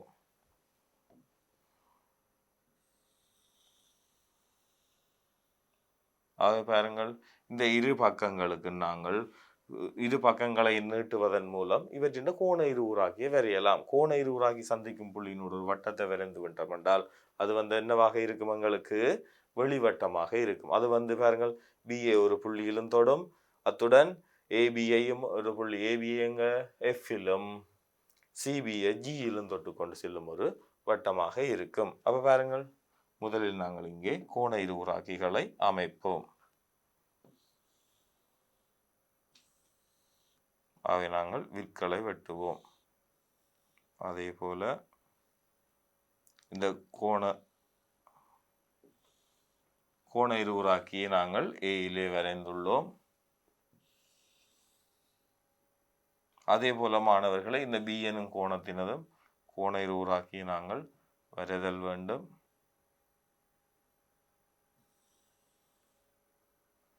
ஆகவே ஒவ்வொரு வெட்டப்பட்ட பகுதிகளிலும் வைத்து நாங்கள் மீண்டும் விற்களை வெட்டுவதன் மூலம் இந்த கோண இருவுராக்கிகளை ஆக்க முடியும். இந்த கோண இருவுராக்கிகள் இரண்டும் சந்திக்கும் மையமாக கொண்டு நாங்கள் இப்போது வட்டத்தை வரைய உள்ளோம். இப்போது பாருங்கள், நாங்கள் இதனை மையமாக கொண்டு ஒரு வட்டத்தை வரைய வேண்டும். அதற்காக நாங்கள் என்ன செய்வோம், ஆரையை காண வேண்டும். அதற்காக ஏபியில் ஒரு செங்குத்தை வரைவோம்.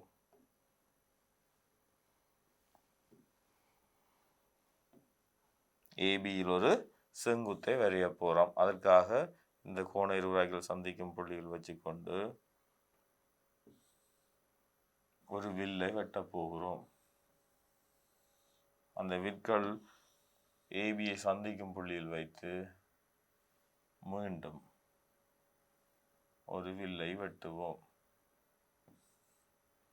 இந்த புள்ளியிலும் வைத்துக்கொண்டு நாங்கள் ஒரு வில்லை வெட்டுவோம். இப்ப இவற்றினை இணைப்பதன் மூலம் இந்த செங்குத்து சந்திக்கும் புள்ளியைத்தான் ஆரையாக கொண்டு ஒரு வட்டத்தை வரைய போகிறோம். இதுதான் வெளிப்புறமாக நாங்கள் வரையும் வட்டமாக அமையும். பாருங்கள், ஆகவே நாங்கள் இதனை கொண்டு ஒரு வட்டத்தை வரைந்தோமெனில் இது ஏனைய பக்கங்களை தொட்டி செல்லும். ஆகவே இது ஒரு வெளிவட்டமாக அமையும். ஆகவே மாணவர்களை பாருங்கள், நீட்டப்பட்ட பக்கங்களை தொட்டி செல்லும் வட்டம்தான் வெளிவட்டம் என்பதை நாங்கள் பார்த்துள்ளோம். இப்போது கவனியுங்கள் நாங்கள் மாணவர்களே, நாங்கள் ஒரு முக்கோணியின் பக்கங்களை நீட்டுவதன் மூலம் அவற்றினை தொட்டு செல்லும் இந்த வெளிவட்டத்தினை வரைந்துள்ளோம். ஆகவே நீங்கள் இந்த வெளிவட்டத்தை வரைவதாயின் அந்த நீட்டப்பட்ட பக்கங்களுக்கும் அந்த பக்கங்களும் இடைப்பட்ட கோணத்தை இரு சம கூறிடுவதன் மூலம் நீங்கள் அந்த மையத்தை கண்டுபிடித்து நீங்கள் என்ன செய்வீர்கள், அந்த வெளிவட்டத்தினை உங்களால் வரைய முடியும். ஆகவே மாணவர்களே, இந்த அமைப்பு தொடர்பான வினாவானது மிக இலகுவான ஒரு வினாவாகத்தான் உங்களுக்கு வினவப்படும். அதன் முதல் 3 பகுதிகளை நீங்கள் இலகுவாக கீறி முடித்தீர்கள் எனில் அந்த 10 புள்ளிகளிலும் ஒரு 7.6 புள்ளிகளை நீங்கள் இலகுவாக பெற்றுக்கொள்ள முடியும். ஆகவே இப்பயிற்சிகளை மேற்கொள்வதன் மூலம் உங்களுடைய இறுதி பரீட்சைகள் நல்ல புள்ளிகளை பெற்று உங்களுடைய பெறுபவர்கள் நல்ல பெறுபவர்களாக இருக்க வாழ்த்தி விடைபெறுகிறோம்.